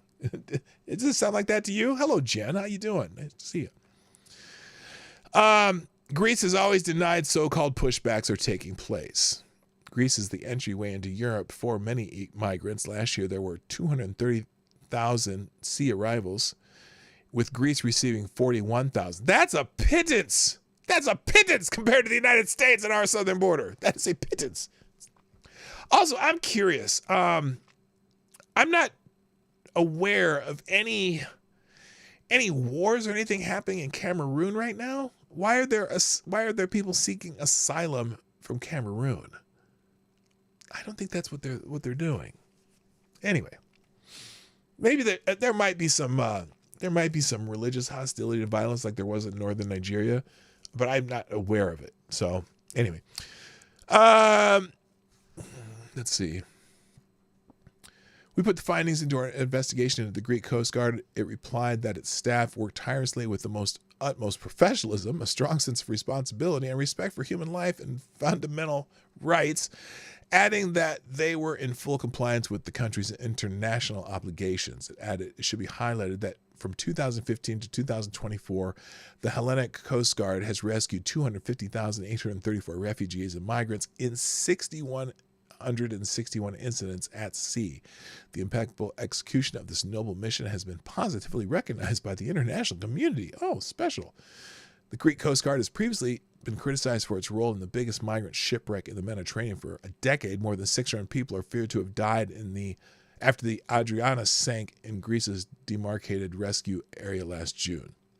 Greek officials have insisted the boat was not in trouble and was safely on its way to Italy, and so the Coast Guard did not attempt a rescue. So that was a big incident. That the entire documentary that they talked about earlier in here, called Dead Calm, the killing in the Med, as in the Mediterranean Sea, that is heavily featured in that particular documentary. So, I don't know, man. Sounds pretty brutal if that's what they're really doing, if they're just dumping them in the sea. I mean, I don't know. I don't know what the rules are. The rules are that you're supposed to, you have to take them if they show up? I don't know. I mean, I don't understand the part where they are required to take them in if they come there from Turkey, but I don't know. That's that. All right. Then the Gun Fox's last article. Oh, no. Do you have two more? You have two more, don't you? Oh, good Lord. All right. Here's one more from Gun Fox. We'll react to this together today. This is a MSNBC opinion piece. My favorite! My absolute favorite. My favorite of all times ever. Trump's reported tariff proposal would cause chaos and be a gift to the rich. Really? Why? Why would that be? I've never understood the concept of income tax. Now, I mean, especially since we get taxed on every friggin' little thing we do. You get taxed on the money, your income. Your employers get taxed on the money they pay you. You get taxed for the car that you buy every year by having to put a license on it. You get taxed for the house that you supposedly own, but you still have to pay for the taxes on the property that you live on. You pay taxes on the money you give away when you die. You get taxed on everything. It's just everything's taxed. You get taxed on the gas in the car that you're paying, the tax on the car to drive on the roads, you get taxed for when they get a toll booth. It's everywhere. But there was a rumor that Donald Trump over the weekend proposed that there be no longer an income tax. And he said tariff Instead, there's been people who've said taxes should be a consumption tax, not an income tax. You shouldn't, you have to do something to live. It's like, so why would you be taxed to, that's basically being taxed to live. Versus if you tax on what's consumed, then the people who buy more and bigger shit will pay more taxes because, people who buy less shit or can't afford to buy a lot of shit won't be taxed as much as the people who buy a lot of shit. And I think that makes more sense than income because they keep gearing the income tax. Look, it's not that they don't tax the rich. The rich pay way more taxes than the poor because most of the poor don't pay any income tax at least. But it just seems like a dumb system to me. I don't know. There's got to be a better way. So this editorial is going to talk about Trump's reported tariff proposal, which would cause chaos and be a gift to the rich. Donald Trump's new plan is an oppressive tax. What? An oppressive tax. Masquerading as a break. You know what? By the way, I don't even acknowledge the existence of the IRS, Hepcatus Diabli says. It's like, how much money would you save by getting rid of the IRS? Or just making tax, if they just make it simple. You do a flat tax on all income above, say, twice the poverty level. So 30, or I don't know what that is, but say you do an income tax, a flat tax where you don't have any deductions, you don't have to make charitable contributions to get a deduction. Everyone pays, 9%. Okay, we'll go to the Herman Cain 999 program but just go 9%. Everyone pays it. No deductions. No, if you're on an employed person, 9% comes out. You file one postcard. Yep, they took out the 9%. You're done. How much processing alone would that take away from the IRS? I will still evade those taxes. Well, yeah, but there's ways to do it, obviously. But anyway, let's go into this. This is from Zishan Alim, an MSNB opinion writer and editor. Let's make it a little bigger to read if you want to read along. Former President Donald Trump is an economic nationalist who favors tariffs. And does that mean he's also a white economic nationalist? Anyway, taxes on imports as a way to spur domestic production of goods. During his presidency, he raised tariffs on select goods, setting off retaliatory tit-for-tats with China and Europe. This election cycle, he's leaning into tariffs more aggressively, proposing, among other things, a 10% across-the-board tariff on all imported goods. Now, according to a head-spinning new report, he's contemplating an unfathomably radical new tariff regime. According to CNBC, now we know that they're always 100% correct. They always will quote him accurately. Hello, 1, 2, 3. Anon, 1, 2, 3. And Evan S. is here. How you doing? According to CNBC, citing sources who were present at a meeting with Republican lawmakers in Washington on Thursday, Trump floated the idea of imposing an all-tariff policy that would ultimately enable the U.S. to get rid of the income tax. That is, Trump reportedly discussed abolishing income taxes and making up for all the lost revenue purely through taxes on imported goods. Such a policy would be catastrophic for the economy and ordinary Americans and a huge gift to the super rich. Really? Okay, tell me how. It is unclear, and look, this ain't happening anyway. You know it's not happening. Too many people in Washington like to have taxes on everything. It's their power. That's how they can manipulate shit, by changing tax laws to manipulate whatever they need to make their lives better and to fuck the rest of us over. Anyway, it's unclear how attached Trump is to the idea. Well, if he hasn't said it in a speech since, he's probably not all that attached to it. In fact, it may just be some bullshit. And it certainly would be difficult to make it a reality. But the report that he sees it as an appealing sees it appealing, I got an extra word in there, provides a window into how unserious he is about economic policy, except as a package to sell ostensibly populist ideas that would mostly just benefit the ultra-wealthy. Adam Hirsch, a senior economist with Economic Policy Institute Action, likened the tariff idea to dropping a nuclear bomb on a hurricane. Okay. It makes no sense, and it would be incredibly destructive. As Hirsch explained, to make up for the roughly $4.2 trillion in revenue generated through income taxes, the across-the-board tariffs would have to be somewhere around 120 or 130% on incoming goods. In other words, consumers would effectively have to pay an additional sales tax of up to $130 on any imported items. Would that force them to buy American? And that's assuming that demand for imports remains constant. In reality, demand for imported goods would decline, meaning tariffs would need to be even higher to offset the elimination of the income tax.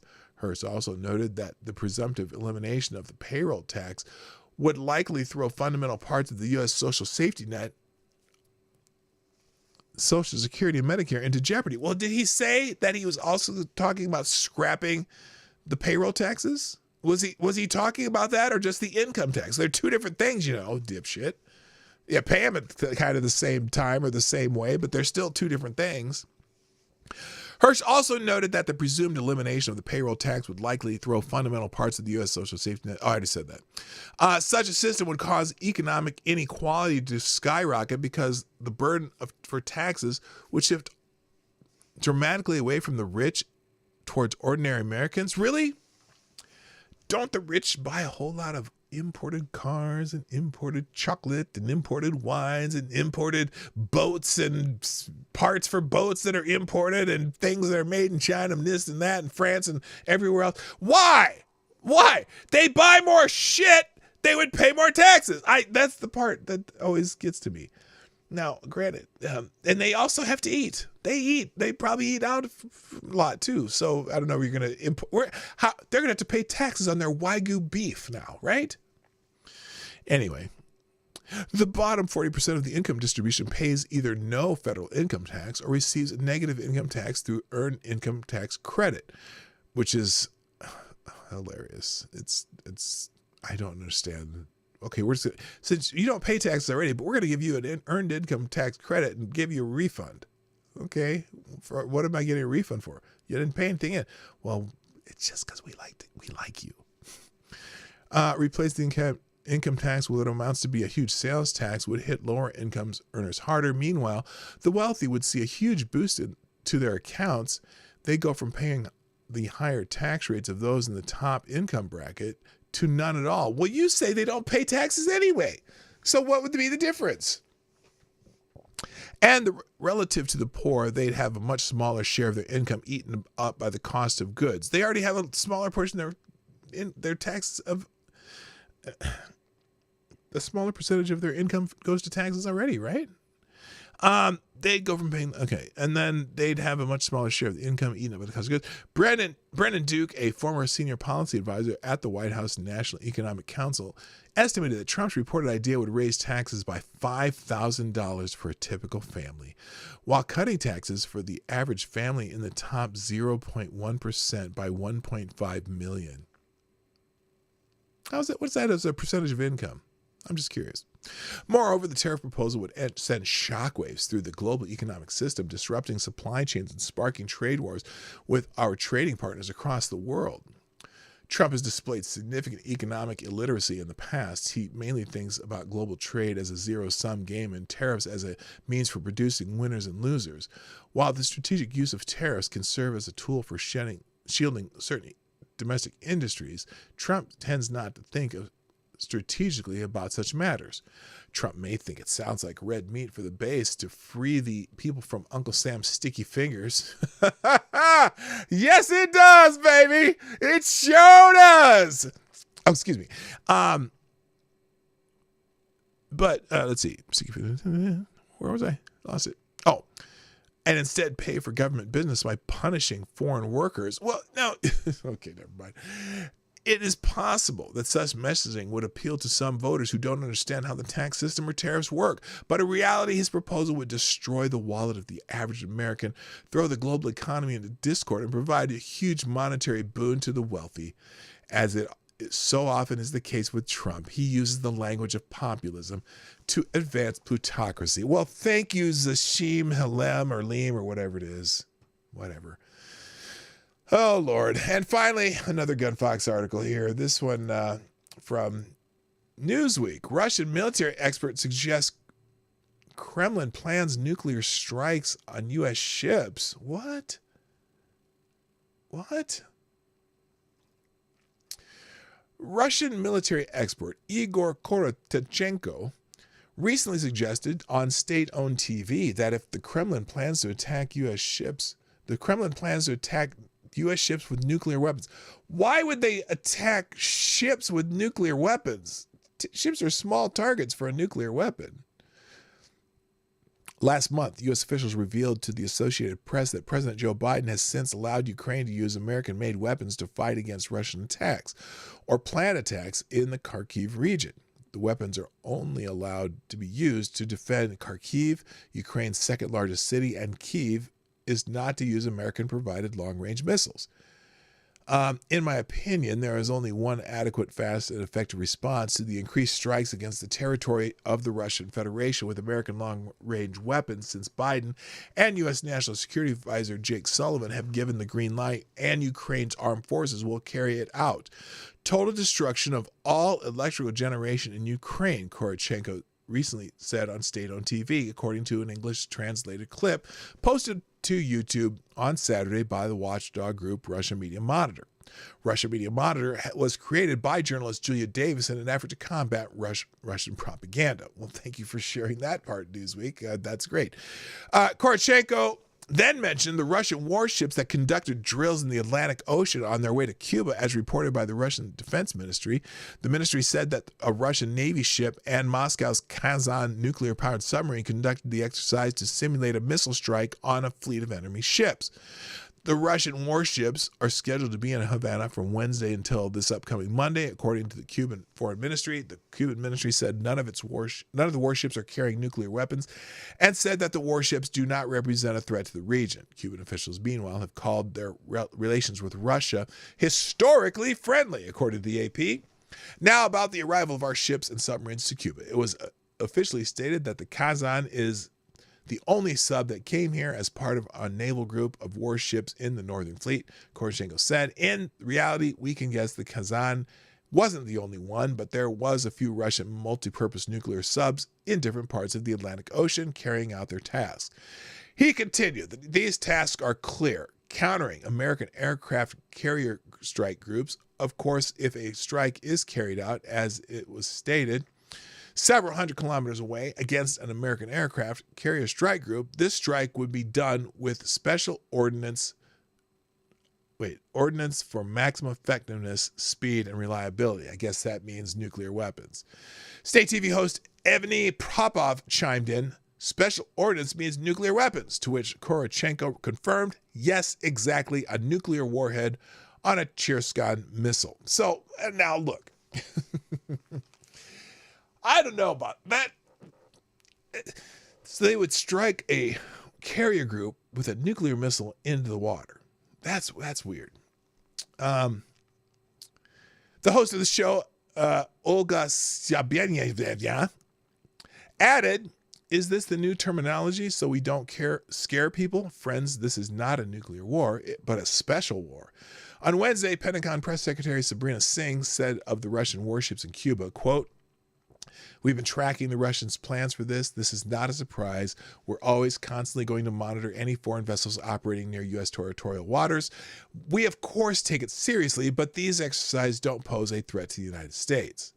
Early on Russian TV show, Popov accused the U.S. of illegally occupying Guantanamo Bay. Cuba has been leasing the naval base in Guantanamo Bay to the U.S. since 1903. Yeah, why would that be? They've been leasing that land forever. What do you mean illegally occupying Guantanamo Bay? Hey, and what you gonna do about it, biatch? Anyway, so yeah, they were casually talking about using nuclear weapons against a carrier group. That's not good.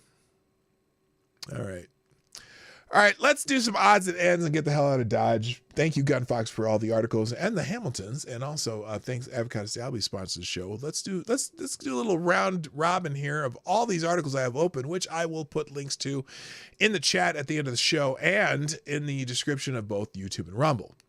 Starting with in the Daily Caller, Dem-run sanctuary city has been quietly sending illegal immigrants to a red state. What state might that be? The self-described sanctuary city of Denver, Colorado, is quietly paying for illegal immigrants to travel to Utah, according to Republican Utah Governor Spencer J. Cox. Without the approval or advanced knowledge of local officials, Denver has been paying for migrants to relocate to other places, including Utah, where approximately 2,000 have been sent. 2KUTVT News, holy shit, it's too much words, reported Thursday. Cox said Friday the practice is unacceptable and a result of the Biden administration's immigration policies. Denver, as we know, has been overwhelmed by migrants in recent months and has been forced to make budget cuts due to the cost of accommodating the new arrivals. So apparently, isn't it ironic that the sanctuary city of Denver is now sending illegal immigrants somewhere else? In legal insurrection, speaking of immigrants, Gavin Newsom was immediately fact-checked after claiming the California National Guard border presence. Remember he said he was sending the National Guard to the border to help stop the flow of illegal immigrants across the California border? We're 5 months away from Election Day, but only moments away from the Democratic National Convention. Though President Joe Biden is expected to be nominated, rumors and speculation are swirling that maybe Democrats might go in a different direction come convention time. Oh! So with the border crisis being front and center of everyone's mind and the DNC just around the corner, what better way to position himself as a waiting in the wings can-do leader than for Gavin Newsom to pretend to be doing something about the mess he and Joe Biden have made at the southern border. That's exactly what California's governor tried to do Thursday in a photo op video he took of himself at the border, with Tijuana being shown in the background. In it, he talked about how he and the California National Guard had been meeting with Border Patrol representatives about what they could do to stop the fentanyl epidemic. Oh my gosh, they're sending the National Guard to control the fentanyl across the border. Wait, what are those people over there doing? Just walking through that fence they cut a hole in. Well, we're going to stop the fentanyl. That's what we're worried about. He also accused House Speaker Mike Johnson, without evidence, of playing politics and said it was time for him to do the right thing to provide the resources needed to combat the issue. So here's the little bullshit video Gavin Newsom put out. So back down here at the border, Tijuana, right behind me, San Diego sector. This is the San Ysidro port of entry, not too far away. Oh. It's the largest in the Western Hemisphere. Oh, cool. Just down here, the National Guard, meeting with Customs. The National Guard. How about that? Partnerships, 390 National Guard. 390? Goodness. As it relates to fentanyl here in the state of California. Look at the bottom line. At the end of the day, they need more resources. Everybody needs more resources. And the Republican Party has been consistently standing in the way of providing the resources for the men and women working hard, not only here at the border, but out throughout the state of California and this country to address. Hold up. And I still got to have my friend who actually on Puerto Rico hook me up with some Border Patrol agents to talk to. But I'll bet you to the man, the Border Patrol agents thinks Biden is a disaster compared to the last president, the guy with the funny hair. And I'm pretty sure they don't give two rats fucks about Gavin Newsom either. But I digress. the issues related to the border. It's time for them to stop playing politics. It's time for the Speaker of the House, Mike Johnson, to stop playing politics and do the right thing. I wonder what that right thing is. Anyway, so Fox News correspondent, national correspondent Bill Melgwin, who has consistently worked the border beat throughout Joe Biden's presidency, had some thoughts.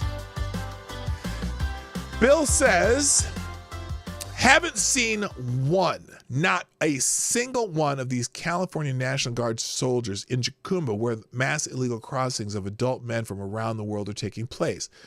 Border Patrol there is so overwhelmed that the migrants wander aimlessly on highways and call lifts for themselves while waiting to be picked up, as San Diego sector now leads the nation in illegal crossings.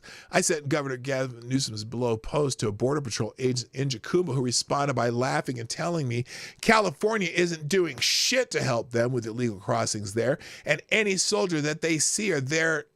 There are National Guard from other states working with the Department of Homeland Security under federal Title X orders. He said California soldiers are helping with drug interdiction at ports of entry, not the mass crossing hotspots of Jacumba. If the governor's office has any images of California National Guard helping Border Patrol in Jacumba, I'm happy to update. So, and then there's also this. He said, Manny Bayon, the president of the Border Patrol Union in San Diego under area representation, tells Fox News he has never seen California National Guard assisting Border Patrol agents in Jacumba, and provided the following statement. California Governor Gavin Newsom refuses to acknowledge the many illegal migrants pouring into California due to his policies he has in place. This is also sending a message to the world, come to California, a sanctuary state. We need help stemming the flow of illegal migrants entering California, not rewarding illegal migrants with taxpayer-funded programs. Governor, if you are serious about closing the California-Mexico border, you would allow California National Guard to help us in enforcement operations. I would be glad to provide you a border tour so you can see it for yourself. So Newsom's full of shit. And apparently he got fact-checked to hell on X. So FTG Gavin Newsom. Thank you, Avocados Diablo. Dropping a small bullet in the tip jar. Says, remind me how they reacted when Texas sent the National Guard to the border. Exactly. They were not happy. So we are at, where is it here? I can't see this. 51, 40, 55. We're at $55. That's pretty good, guys. Thank you very much. All right. Also in the Daily Caller, more there's a couple of more stories about immigrants doing crimes that I'm just going to put the links. But this is the one where they illegally entered and murdered a mother of 5. He was an illegal immigrant was arrested and charged in the August 2023 rape and murder of a mother of 5 on a hiking trail. A Maryland sheriff announced Saturday. This happened in Maryland. Authorities in Oklahoma arrested 23-year-old Victor Antonio Hernandez for the crimes that I just mentioned of a 37-year-old Rachel Moore on Friday night. Harford County Sheriff Jeffrey Gahler said during a Saturday afternoon news conference. Gahler said Hernandez entered the United States illegal after committing murder in El Salvador. Yeah, we're getting a lot. I bet. You know how Donald Trump was talking about how they don't send their best. They empty out the jails, they send the murderers, their rapists, T-H-E-I-R,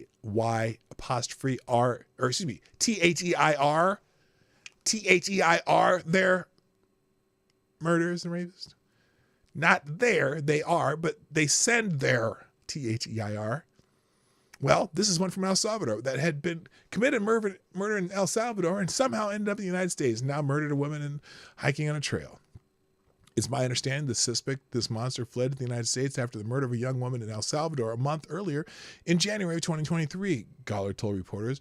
Once in our country, he brutally attacked a 9-year-old girl and her mother in a home invasion in March of 2023 in Los Angeles. Victor Hernandez did not come here to make a better life for himself or for his family. He came here to escape with crimes committed in El Salvador. He came here and murdered Rachel, and God willing, no one else, but that should have never been allowed to happen. So are not getting their best. Let's just put it that way. So there's 2 articles, one in the Daily Caller and one in PJ Media about that story. I don't know why this is not transitioning over there. So there's 2 stories on that. In the Federalist, also, this is actually, there's 3 articles. There's one in, I'm sorry, that's a different article. In the Federalist, there's an article about Wisconsin GOP chairman voicing concern about the convention after Trump,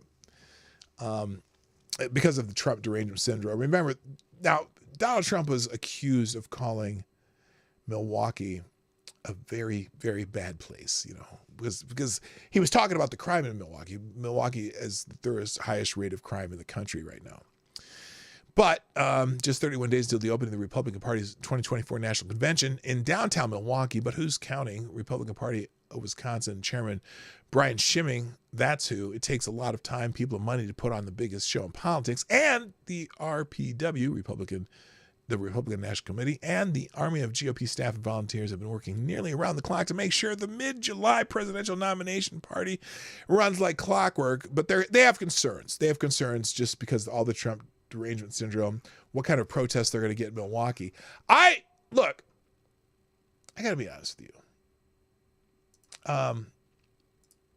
I kind of look forward not to the chaos and the aspect of people being shitheads, but I am curious of how it's going to look in Chicago, in particular for the Democratic National Convention, because we keep making these comparisons to 1968, and there's still, you still have the Palestinian protests and whatever they protest, they'll protest anything. And I don't think the people who protest for these type of things right now like the Democrats any better than they like the Republicans, because the economy's tough on people. The cost of living is outrageous compared to what they're used to. They know that they're paying a shit more ton of money for everything they do than they did when Trump was president, but they also have Trump derangement syndrome. They also hate him. So both conventions are going to have major protests. And I just think, you go to Chicago's crazy. At least, in some sense, there's just a lot more people to be crazy. Remember when Donald Trump tried to speak there back in, I want to say 2020, and they kind of had to cancel it because there were too many people to protest. Well, remember all those people in those city meetings talking about the illegal immigrants? They're all pissed off, right? All the people pissed off about the Palestinian-Israel conflict are pissed off. People, food costs too much. Everything you do costs too much. They're all pissed off. It's gonna be a news person's dream, right? Because when it bleeds, it leads. It does. I think there's going to be a lot of bleeding going on. I don't know why I had that little aside. Moving on. Oh, so remember last week we mentioned that the Congress has voted on a party line vote to hold Merrick Garland in contempt of Congress, right? And I mentioned, the problem with finding the Attorney General of the United States in contempt of Congress is that usually the enforcement of that charge is done by the executive branch, the Department of Justice, right? And so I said, well, so who's going to enforce this contempt of Congress? Who's going to try it? Because it won't be the Justice Department. They're not going to send in the head of the Justice Department under contempt. Well, here's a part I didn't think of. The House Sergeant at Arms could take Garland into custody under a GOP proposal. Now, I don't know if this would be good. This is some tit for tat lawfare, but it's like Republicans lose all the time anyway. I'd find this humorous. A House Republican spoke on Sunday about employing inherent contempt of Congress to hold Attorney General Merrick Garland accountable for refusing to share audio from the classified documents probe against President Joe Biden. Representative Anna Paulina Luna of Florida told Fox News host Maria Bartiromo about her resolution that, if enacted, could lead to the House Sergeant at Arms taking Garland into custody if the Attorney General continues to defy congressional subpoenas. This would be terrible. I got to be honest. This would be terrible, but it'd be funny as hell. What that allows Congress to do is really be the punitive arm and really hold Garland accountable for using the sergeant at arms to essentially go and get him, as well as the tapes bring him to the well of the House. Luna said. Speaker Mike Johnson has vowed to bring the fight to court after the Department of Justice said it refused to prosecute Garland for contempt of Congress because Biden asserted executive privilege over the tapes, which I don't understand. He's already released the transcripts, so why would you have executive if you already have the transcripts? Why would the actual audio tapes be under executive privilege? Yeah, right. Like those tapes exist. So that I'm worried about too. Maybe they have them, maybe they don't. Oh, maybe. Oh my gosh, what? You came to Hillary Clinton, something about hammers and sulfuric acid. I don't know what happened to those tapes. They seemed, they malfunctioned. Oh no, they malfunctioned. So anyway, that's interesting that someone has actually breached the idea that the Sergeant at Arms could take Merrick Garland into custody. Holy shit. The wailing on that one would be amazing. All right. PJ Media just has an article on Behold the Monster You Created. I think this is, what is this? I forgot what this was. Say what you will about us on the right, but we are willing to call out our own when they start embarrassing themselves or misrepresenting the rest of us. We keep blowhards like Marjorie Taylor Greene at arm's length. We've long since tired of hearing Hannity turn every other conversation into banal trumpeting of his martial arts skills. That door hit George Santos on the way out. But aside from a few noble voices, the left refuses to do such thing within its own camp. My gut feeling is that your traditional liberal, the sophomore yard signs and the Tesla, yes, but also the secure corporate job in the quiet bourgeois neighborhood, feels uneasy with the crazed mob spilling into the streets every time they don't get their way. That sort of thing used to happen 5 neighborhoods away, then 4 neighborhoods away, then 3 neighborhoods away. And that sort of unhinged rioting used to happen once in a generation, then once every few years, now once every few weeks. Yet the suburban traditional liberal continues to vote Democrat because of abortion or some nonsense about the rich paying their fair share or climate change or any number of manufactured grievances designed not so much to solve a tangible problem than to make a certain class of educated voters feel righteous about themselves. They cast their votes on the Machiavellian calculation that the mob was useful as a lever from which to derive unconditional surrender from congressional Republicans, never a difficult feat to begin with. They calculated that such antics would never be allowed to fester uncontrolled so long as the victims were conservatives who deserved it. They calculated that once the mob had served its usefulness, it would disperse, much as the German elitists and corporate leaders once thought they could do with their own street thugs. Well, my friends, you have miscalculated. You supported the LGBTQ agenda without question when it was being shoved in the noses of uppity Christians, but you have since discovered that what love is love really means is that mediocre males are allowed to dominate women's sports and invade their locker rooms, and that you are expected to applaud along. You supported Obamacare because it felt virtuous, and all of the Democrat socialists of Scandinavia were doing it, and you didn't want to side with Paul Ryan pushing a wheelchaired grandmother off a cliff. In reality, it's more likely a wheelchaired grandmother pushing Paul Ryan off a cliff. But you have since discovered the laws of economics don't care a shit about your feelings. They said fig, but I thought shit would be more appropriate. And that a sharp increase in medical costs, coupled with a sharp decrease in available doctors, isn't the utopia that they sold you. You supported open borders and sanctuary cities and to entrench a permanent Democrat voting base. But you have since discovered that perhaps millions upon millions of illegals weren't necessary to secure swing states in which a few thousand votes would suffice. The hordes now overrunning the cities and suburbs are less interested in voting than in joining robbery games, dealing drugs, and demanding entitlements, and depressing wage rates. Your kids' schools have been appropriated for shelters, and the illegal aliens elsewhere in public encampments are demanding free legal representation and culturally appropriate foods. You supported drug legalization on the farce that you cared about boasting tax revenues, when in reality, you just wanted to enjoy your daily edible because apparently your life is in the first world, upper middle class, most privileged society in recorded history is just too unbearable without the cannabis to ease your omnipotent suffering. But you have since discovered that they never intended legalization to end with cannabis, and your once beautiful city is now a feces-covered open-air fentanyl market. You supported green energy, not because you really believed the end is nigh, sidewalk profits outside the Davos flesh pots, but because it was trendy and hip and you got accolades at your neighborhood's fair trade coffee shop.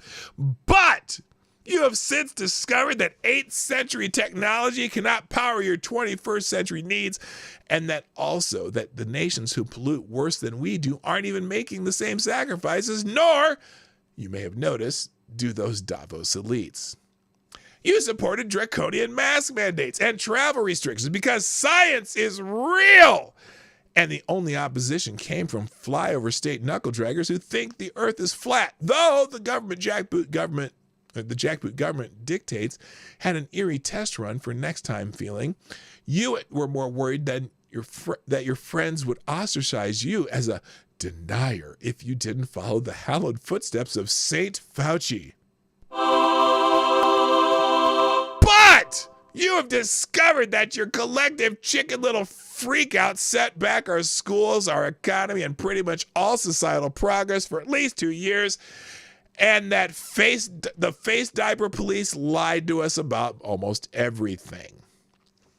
You supported a movement to defund the police, not because of any evidence of whatsoever of systematic racism in policing, but because your life is a spiritual sewer, and to fill the void, you need a cause to cling to. So as the chaos occurred only in the inner city streets of the minorities you claim to support, you were content to posture along. But you have since discovered that there are a few takers in the world of would-be police applicants to play your willing scapegoat. The sharp decline in police retention nationwide has resulted in the George Floyds of the world getting ever more comfortable branching out into the once safe neighborhoods to engage in their underprivileged behavior.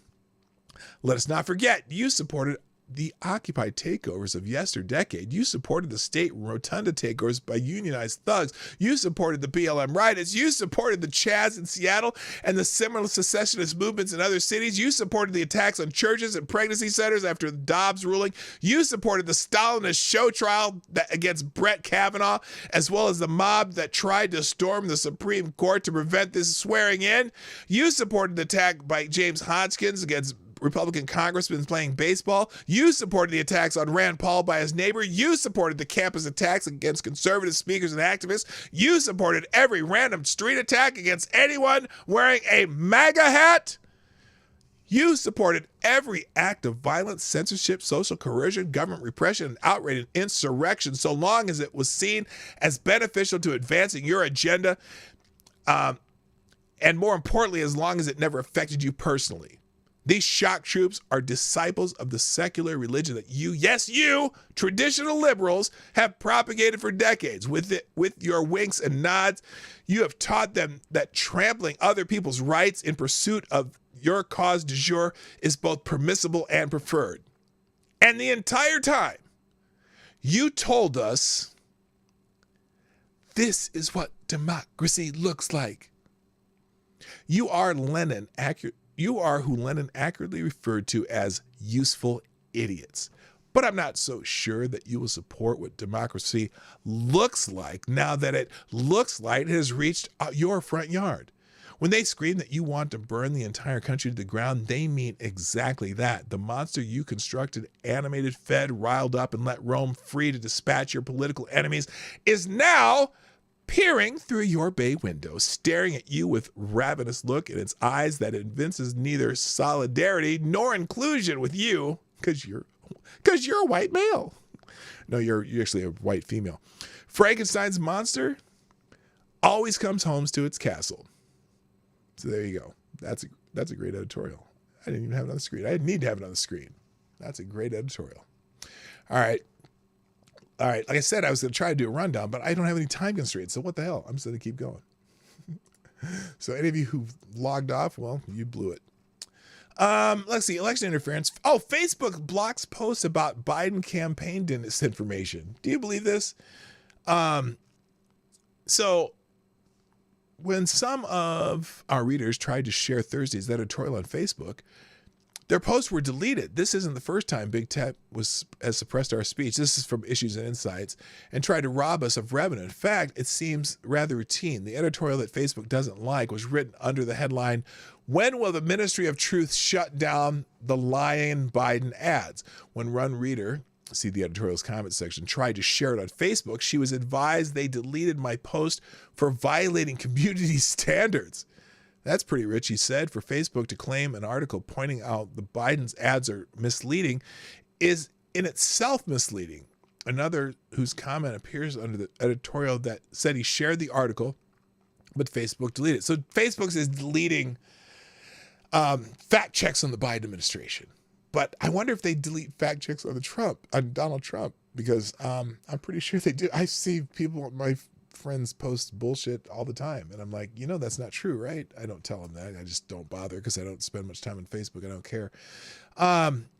So that's interesting. That's in Issues and Insights. Daily Caller, left-wing New York columnist bones what the liberals have done to the West Coast. Oh yeah, this is New York Times columnist Nicholas Kristof argued Saturday that the West Coast version of liberalism just isn't working, urging liberals to face the painful fact that something has gone badly wrong where we're in charge from San Diego to Seattle. So the East Coast liberals are saying, man, you left coast liberals are crazy. You can read that one yourself. It's pretty funny. Daily Wire journalist says First Amendment is in jeopardy as he faces punishment over reporting on the Covenant shooter. So in Kentucky, Tennessee, a news executive says his First Amendment and due process rights are in jeopardy as he faces punishment over his publication of articles on the writings of the transgender identifying shooter who killed 6 people at the Christian Covenant School in Nashville in March 2023.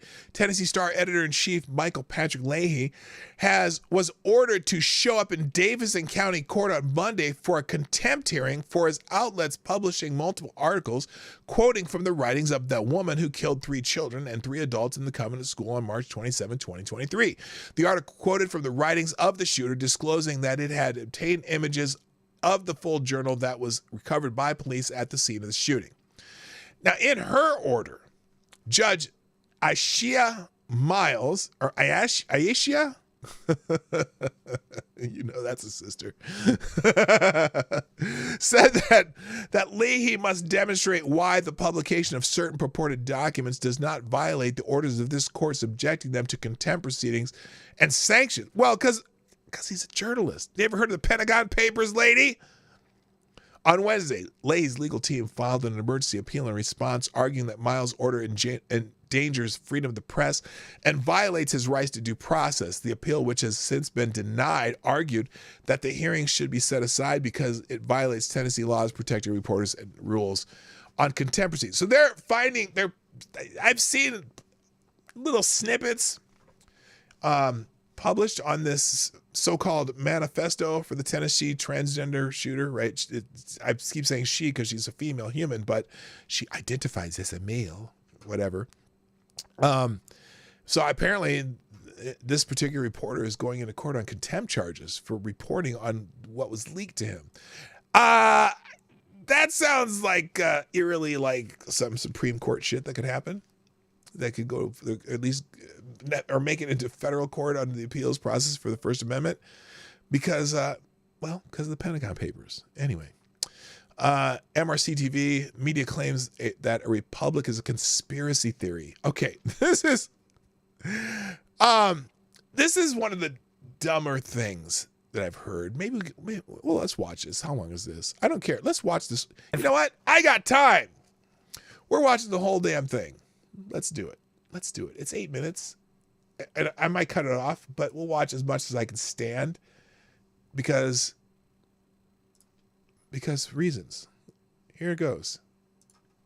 Heard a lot of conspiracy theories. I hear a lot of things out on the road. Conspiracy theories. Americans, people who would describe themselves as patriots, say that America is not a democracy. that stopped me in my tracks.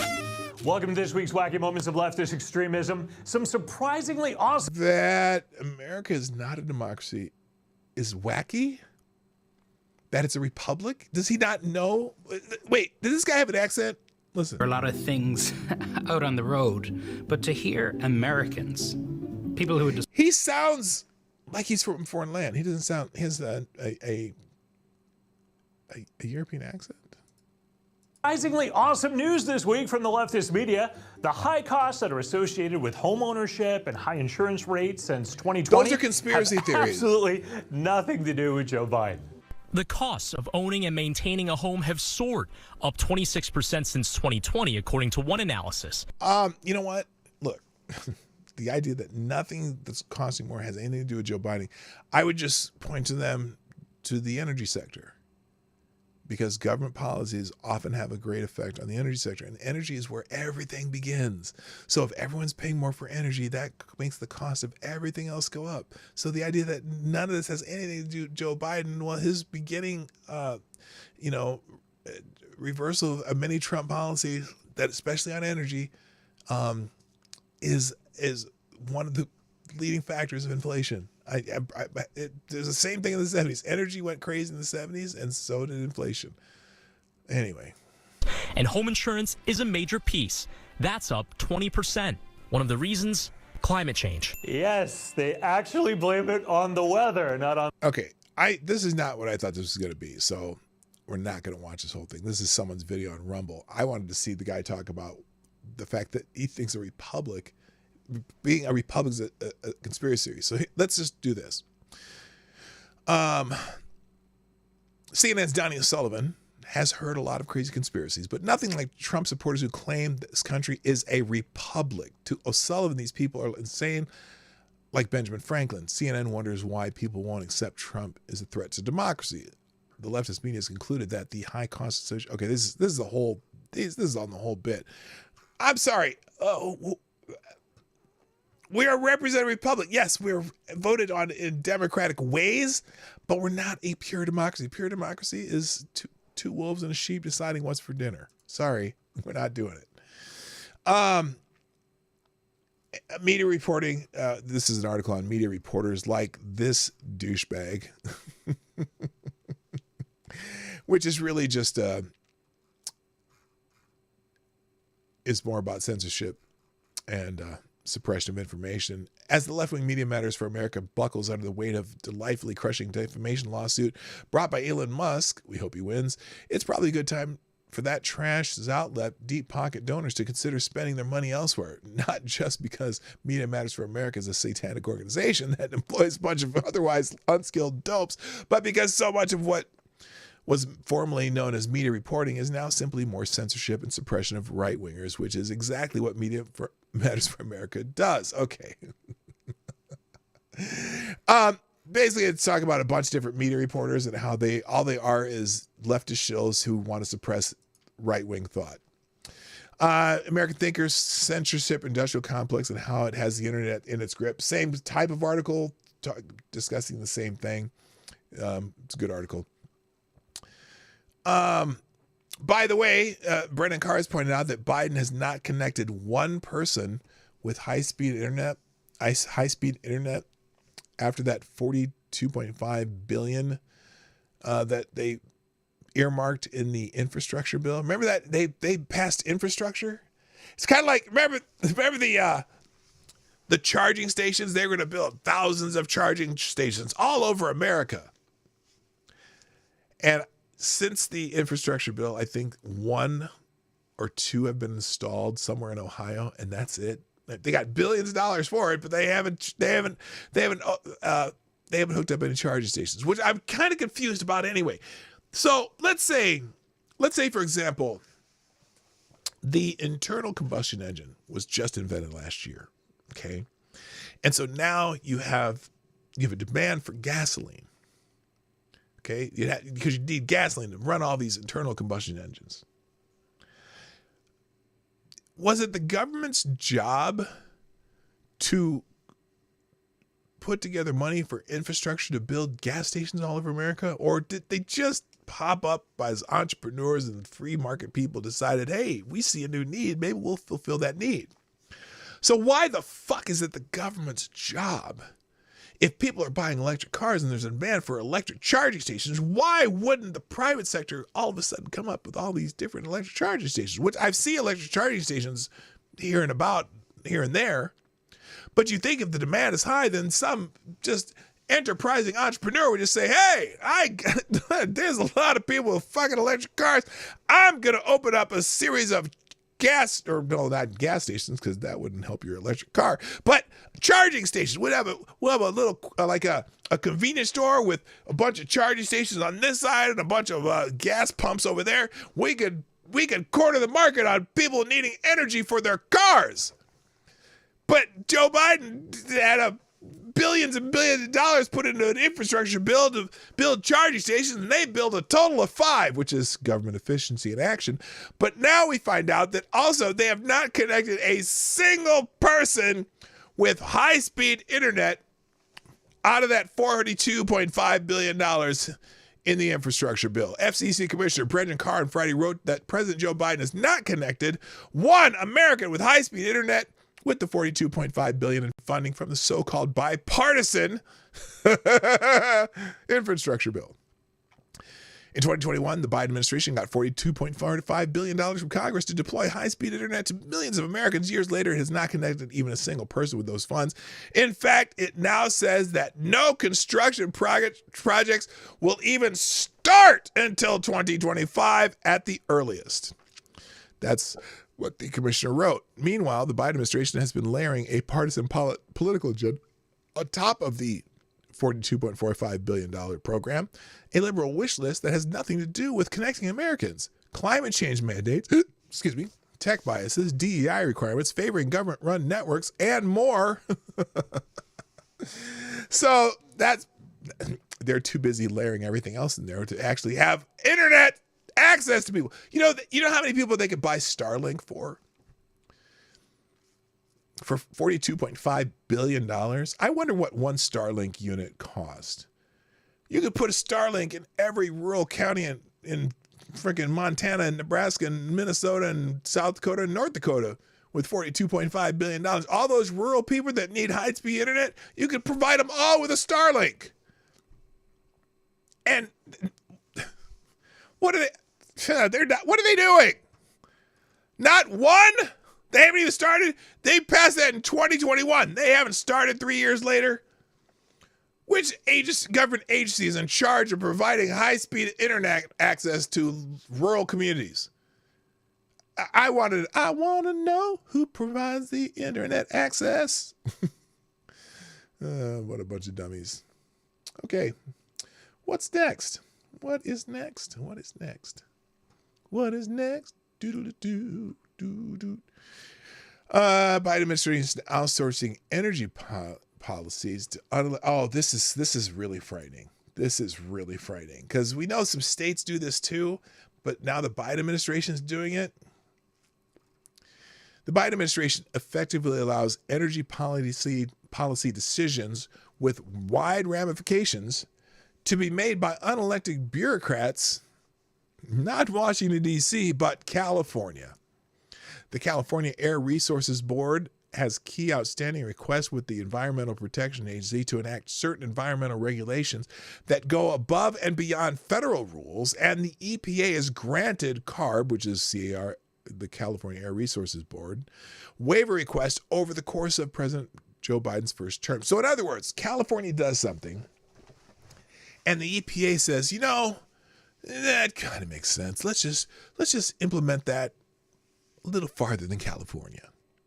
We don't want California standards. California's fucked up.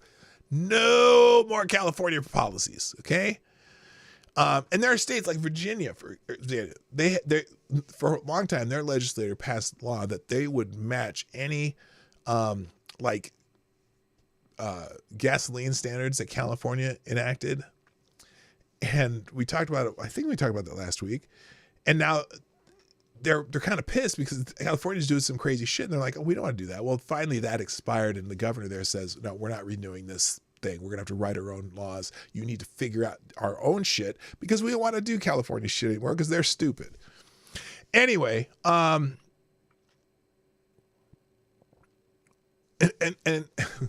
for example, California's green proposal could spike pump prices by 50% because they're changing formulas and adding new taxes to gasoline of the already highest gas prices in America. So the EPA will grant Clean Air Act waivers from California if the state proposes to impose rules that are more aggressive than existing federal standards. And then they face compelling extraordinary circumstances and give manufacturers sufficient time to adjust and comply. Yeah, so no, we don't want our policies coming from California because they have this just pie in the sky, we can save the world as humans idea that we're going to do more than everybody else. And honestly, fuck the government of California, all of them. We don't want, see this guy next to Joe Biden right here, this guy next to Joseph Rahim Biden, Mr. Shiny Slickback here. We don't want Slickback as our president. No, we don't. All right.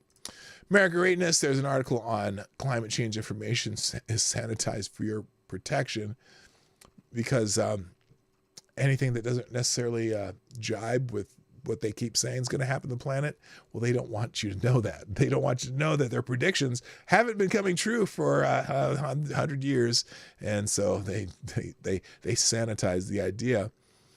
Climate change information disseminated to the public has a huge political filter. This can be stated with certainty by many of us who have worked in the atmospheric science field for at least a few decades. Progressing from, this is from a scientist, Anthony Sadar.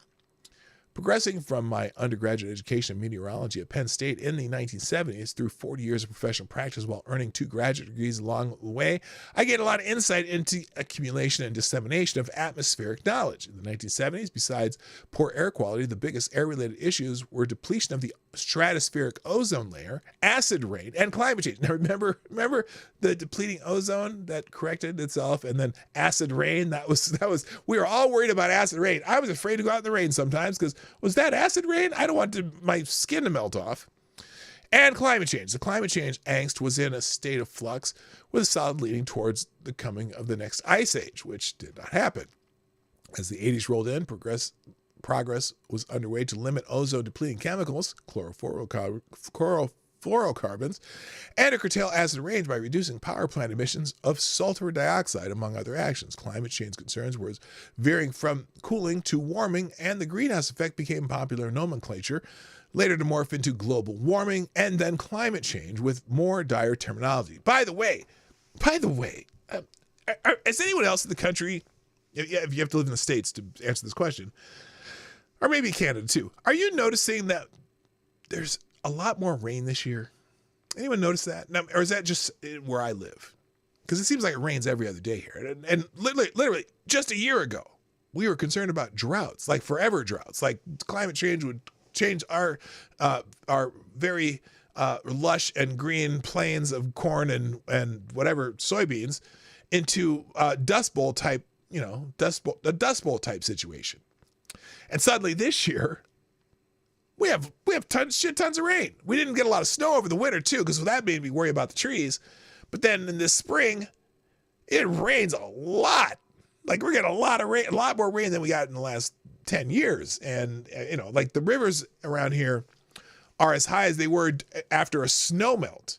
I mean, they're almost at flood stage that we've gotten so much rain. So I don't know if that's just here or if it's anywhere else. I know to the east of us it happens, right? But it always rains a shitload where you are. Well, yeah, no, it hasn't in the last few years. And this year it's just like, man, we were driving down to Hastings yesterday, right? We're driving to Hastings, it's about 25 miles east of us. And we're just looking around and everything's so green and beautiful and whatever. No dried up, shit on the side of the road and whatnot. It was just, it's been raining so much. The farmers are happy, crops are growing.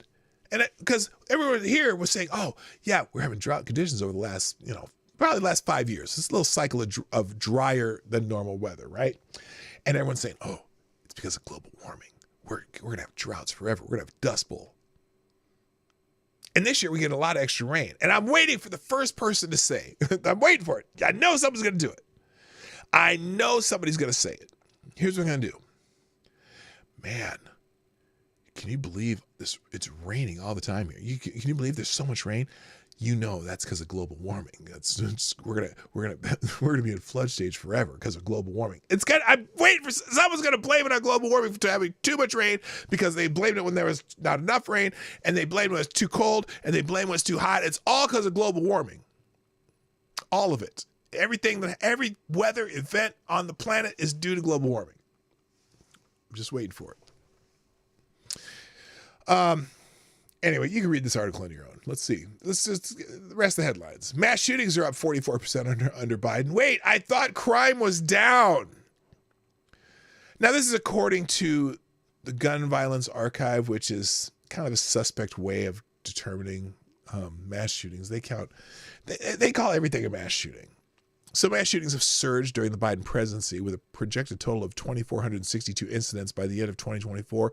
According to the Gun Violence Archive, this marks a staggering 44.32% increase compared to the 1,706 mass shootings that occurred during the Trump's 4 years in office. The Gun Violence Archives defines a mass shooting as an incident where 4 or more people are shot and or killed, excluding the shooter. This consistent definition allows for accurate tracking and comparison of gun violence incidents across different time periods. Now, the problem too with this, so every time there's more than three people shot, they call it a mass shooting.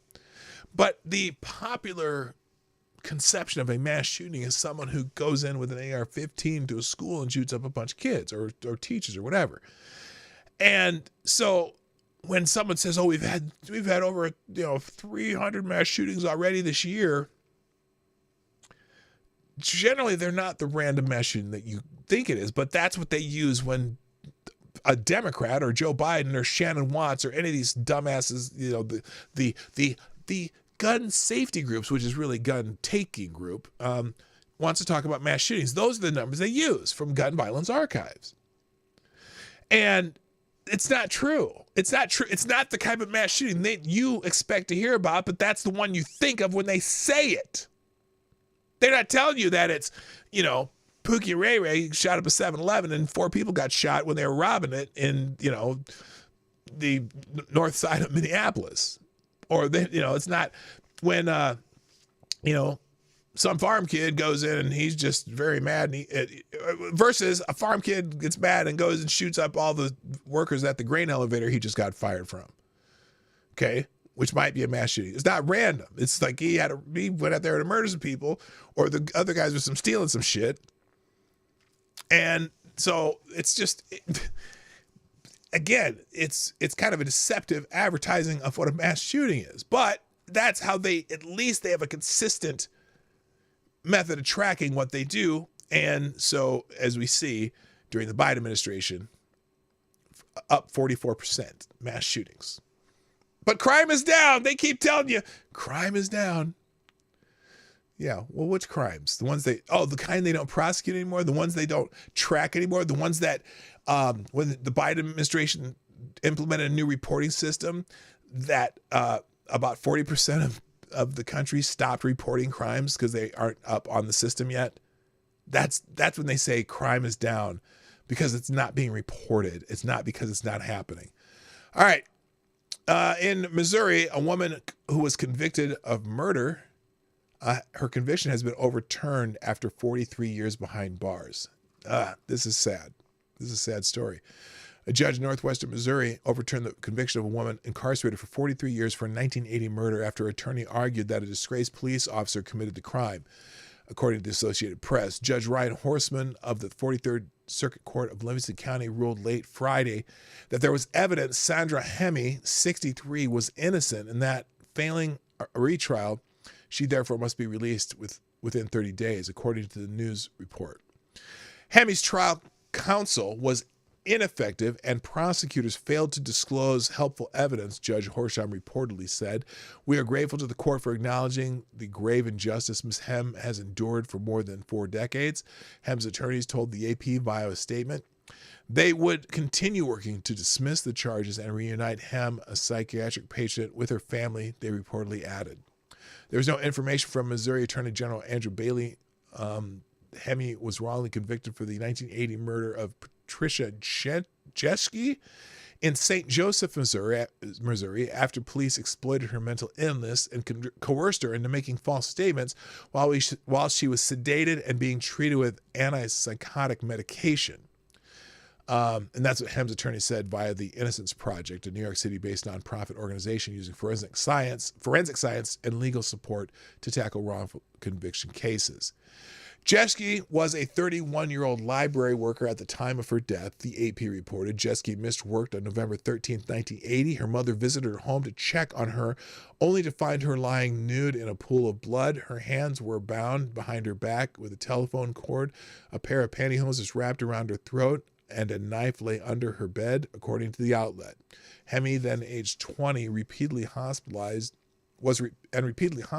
for auditory verbal hallucinations since age 12, had been discharged November 12, 1980 from St. Joseph State Hospital and appeared 2 weeks after Jeske's murder with a knife at the home of a nurse who once treated her, the AP reported.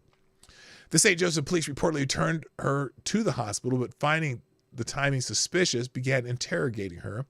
Hemi was heavily medicated and physically restrained during the hours-long, extremely coercive interrogations, according to Hemi's attorney. Her confessions, though reportedly inconsistent, were the only pieces of evidence presented at the one-day trial. A one-day trial for a murder? Are you kidding me? 1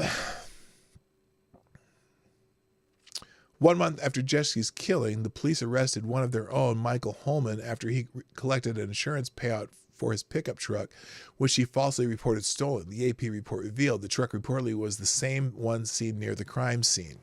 Holman argued that he stayed with a certain Mary at a motel adjacent to Jeske's home at the time of the murder, but witnesses at the motel and its gas station could not recall seeing Holman or Mary, Hem's attorney said.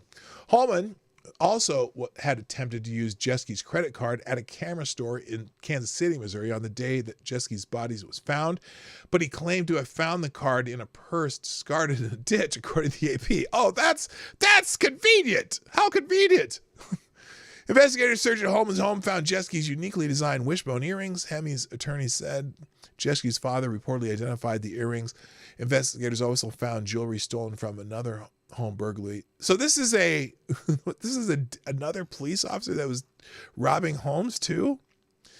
Police concealed evidence implicating Holman from the jury. Hemi's attorney, they keep saying Hemi's attorneys argued. I'm just going to stop adding that. They also said the St. Joseph police had also targeted and wrongfully convicted another psychiatric patient, Melvin Lee Reynolds, then 24, of the 87 murder of a 4-year-old boy in 1979.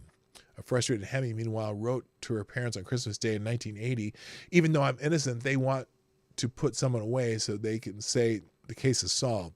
Just let it end. I'm tired. She pleaded guilty in the spring of 1981, avoiding the death penalty.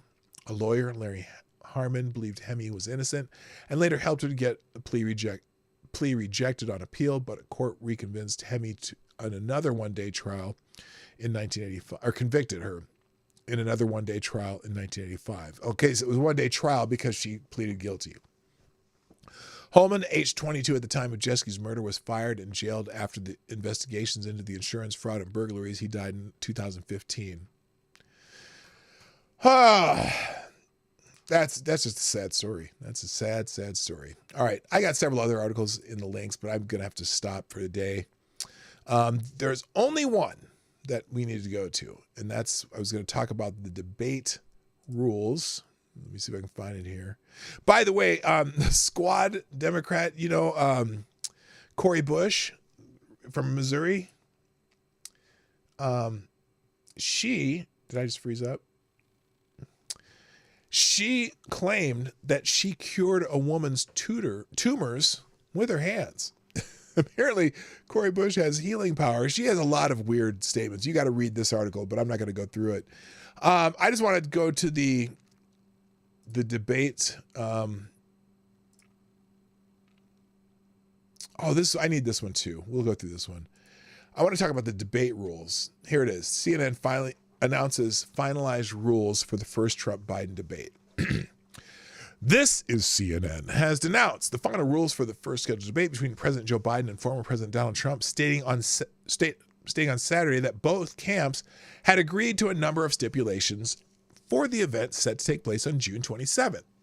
According to the report published Saturday, both Trump and Biden have agreed to a 90-minute face-off with 2 commercial breaks, which will be hosted by State of the Union anchors Jake Tapper and Dana Bash, during which neither candidate will be allowed contact with members of their campaign. Now, here's something fascinating about this. Jake Tapper and Dana Bash. So, in other words, I wonder if the moderators are going to be restricted from debating with the candidates. Debating with Donald Trump. Because they will argue with Donald Trump during this debate, and they will not argue with Joe Biden. Guaranteed. So here's comes the debate rules. Here's the post on X. Give me a second.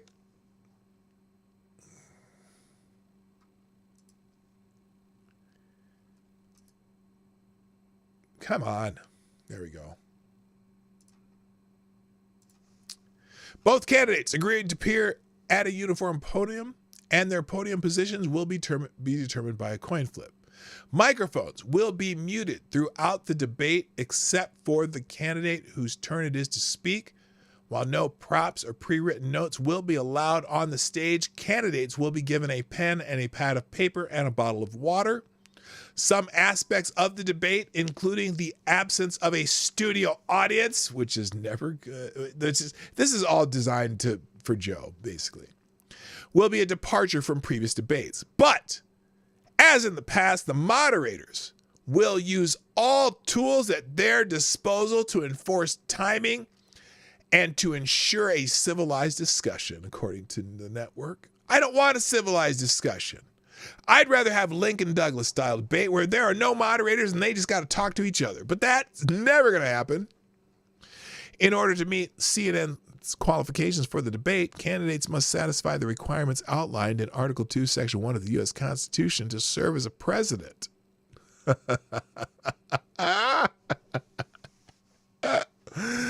Oh my God, are they going to try to pull a Colorado before the debate? We'll see. Both Biden and Trump meet those requirements, as do Robert Kennedy Jr., Cornel West, and Jill Stein, who are running in non-major party tickets. Oh! So could we possibly have Robert Kennedy, Cornel West, and Jill Stein at this debate? That would be an excellent distraction, but it would take away from the debate between Biden and Trump. Are they going to have the other ones on stage? Huh. That's wild. I did not know. So while it is possible that the other candidates, namely Robert Kennedy Jr., Cornel West, and Jill Stein, could qualify the debates, it is unlikely. In order to qualify, they would have to receive at least 15% in at least 4 national polls. Okay, that's not going to happen. And they also have to appear on the ballot in enough states that they could possibly win 270 electoral votes. Of the 3 non-major party candidates, only Kennedy has received more than 15% in any qualifying poll, but he is still 1 short with 3. In addition, Kennedy is only on the ballot in 6 states and has a possible electoral vote total of just 89, leaving him 181 short of the total necessary to participate in the debate. As previously noted, one major change from debates in years past is that this debate will have no studio audience. Okay, so none of them will meet the requirements by the time they need to. All right, and we'll finish up with this one. This was the main topic anyway. This is why Democrats are panicking about Joe Biden, which they are, that you know they are. And you can tell by the constant propping up and trying to fact check things that we can see Joe Biden do that look crazy. Okay. A new Suffolk poll of black voters in 2 crucial swing states has come out. And to say the news is devastating for Joe Biden is an understatement. We've talked about how Joe Biden has been losing significant support from black voters since 2020, and this new poll continues to show the same trend. In Pennsylvania, Biden gets 56% of the black vote, with Donald Trump getting 11%. Third-party candidates, Robert Kennedy, Cornel West, and Jill Stein get 16% collectively. So they're not getting 90%, because he's been getting 90%, but that doesn't add up, right? Undecided is 13%. In Michigan, another must-win state for Joe Biden, he captures only 55% of the black vote compared to Donald Trump's 15%, with another 15% going to third-party candidates. USA Today notes these numbers show Biden has suffered significant losses among black voters who supported him in 2020. 76% of those surveyed in each state said they voted for Biden 4 years ago. Now his support has fallen 20 percentage points in Pennsylvania to 56% and 22% in Michigan to 54%. Exit polls in 2020 showed Biden receiving 92% of the black vote in each state, making his decline now even more precipitous. The top reason volunteered by respondents in the survey was discontent with the job he's done in the White House, followed by worries about his age and mental acuity. Third was concern about wars, including his support for Israel and the conflict in Gaza. Biden was viewed favorably by 61% to 31% in Michigan and 59% to 33% in Pennsylvania, while net positive, it's an anemic showing for a candidate among a part of the electorate that for decades has overwhelmingly supported his party. To compare, former President Barack Obama, the nation's only black president, had favorable ratings of 88% and 9 in Michigan and 84% to 11% in Pennsylvania. So anyway, meanwhile, Trump has received increased support among black voters compared to 4 years ago. He's up 6 points in Michigan with black voters compared to 2020. He's up 8 points in Pennsylvania. Now, while that doesn't sound like much, even USA Today concedes that slight shifts in support like this could sway a closely contested election, and both states appears to be close. By more than 2-1, Trump drew more support from black men than black women by 22% to 9% in Michigan and 16% to 6% in Pennsylvania. Overall, he was viewed much more negatively than Biden in Michigan. Trump was seen as unfavorably by 3-1. His unfavorable rating was even higher in Pennsylvania, also more than 5-1.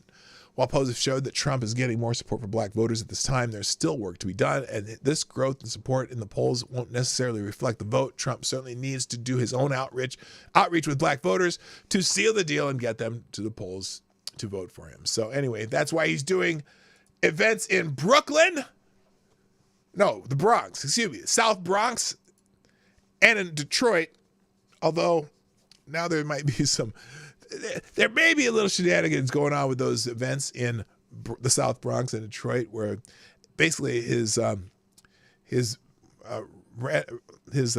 merry band of black supporting voters kind of follow him around to all these events and sit on the stage behind him to make it look like there's more black people there. But whatever. The polls do lie sometimes, but I don't think they're lying. I don't think they would lie this badly about Biden's support among a certain demographic. And that, that's not good for Joseph Rahim Biden. All right. Now, I've been doing this long enough today, way longer than I ever do. But like I said, I had no time constraints, so we're just going to go, and I did. There are even more articles that I didn't get to. You can check those out, and they'll be in the links shortly. But I want to thank you all today for joining me on the Morning Night Live. As always, I'll be back tomorrow, hopefully earlier than I did today, because, man, we were late today. But thanks for joining me. Share the stream. Hit the like button. 24 hours a day at pdognight.live, Venmo, Cash App, and all that stuff. Thank you for my donors today, Gunfox and Avocados Diablo. You are great Americans, but I got to go. My name is P. Dawg Knight, and I'm out of here. Bye-bye. Have a great day. Hey, this is P. Dawg Knight, and thank you for watching today on the P. Dawg Knight channel.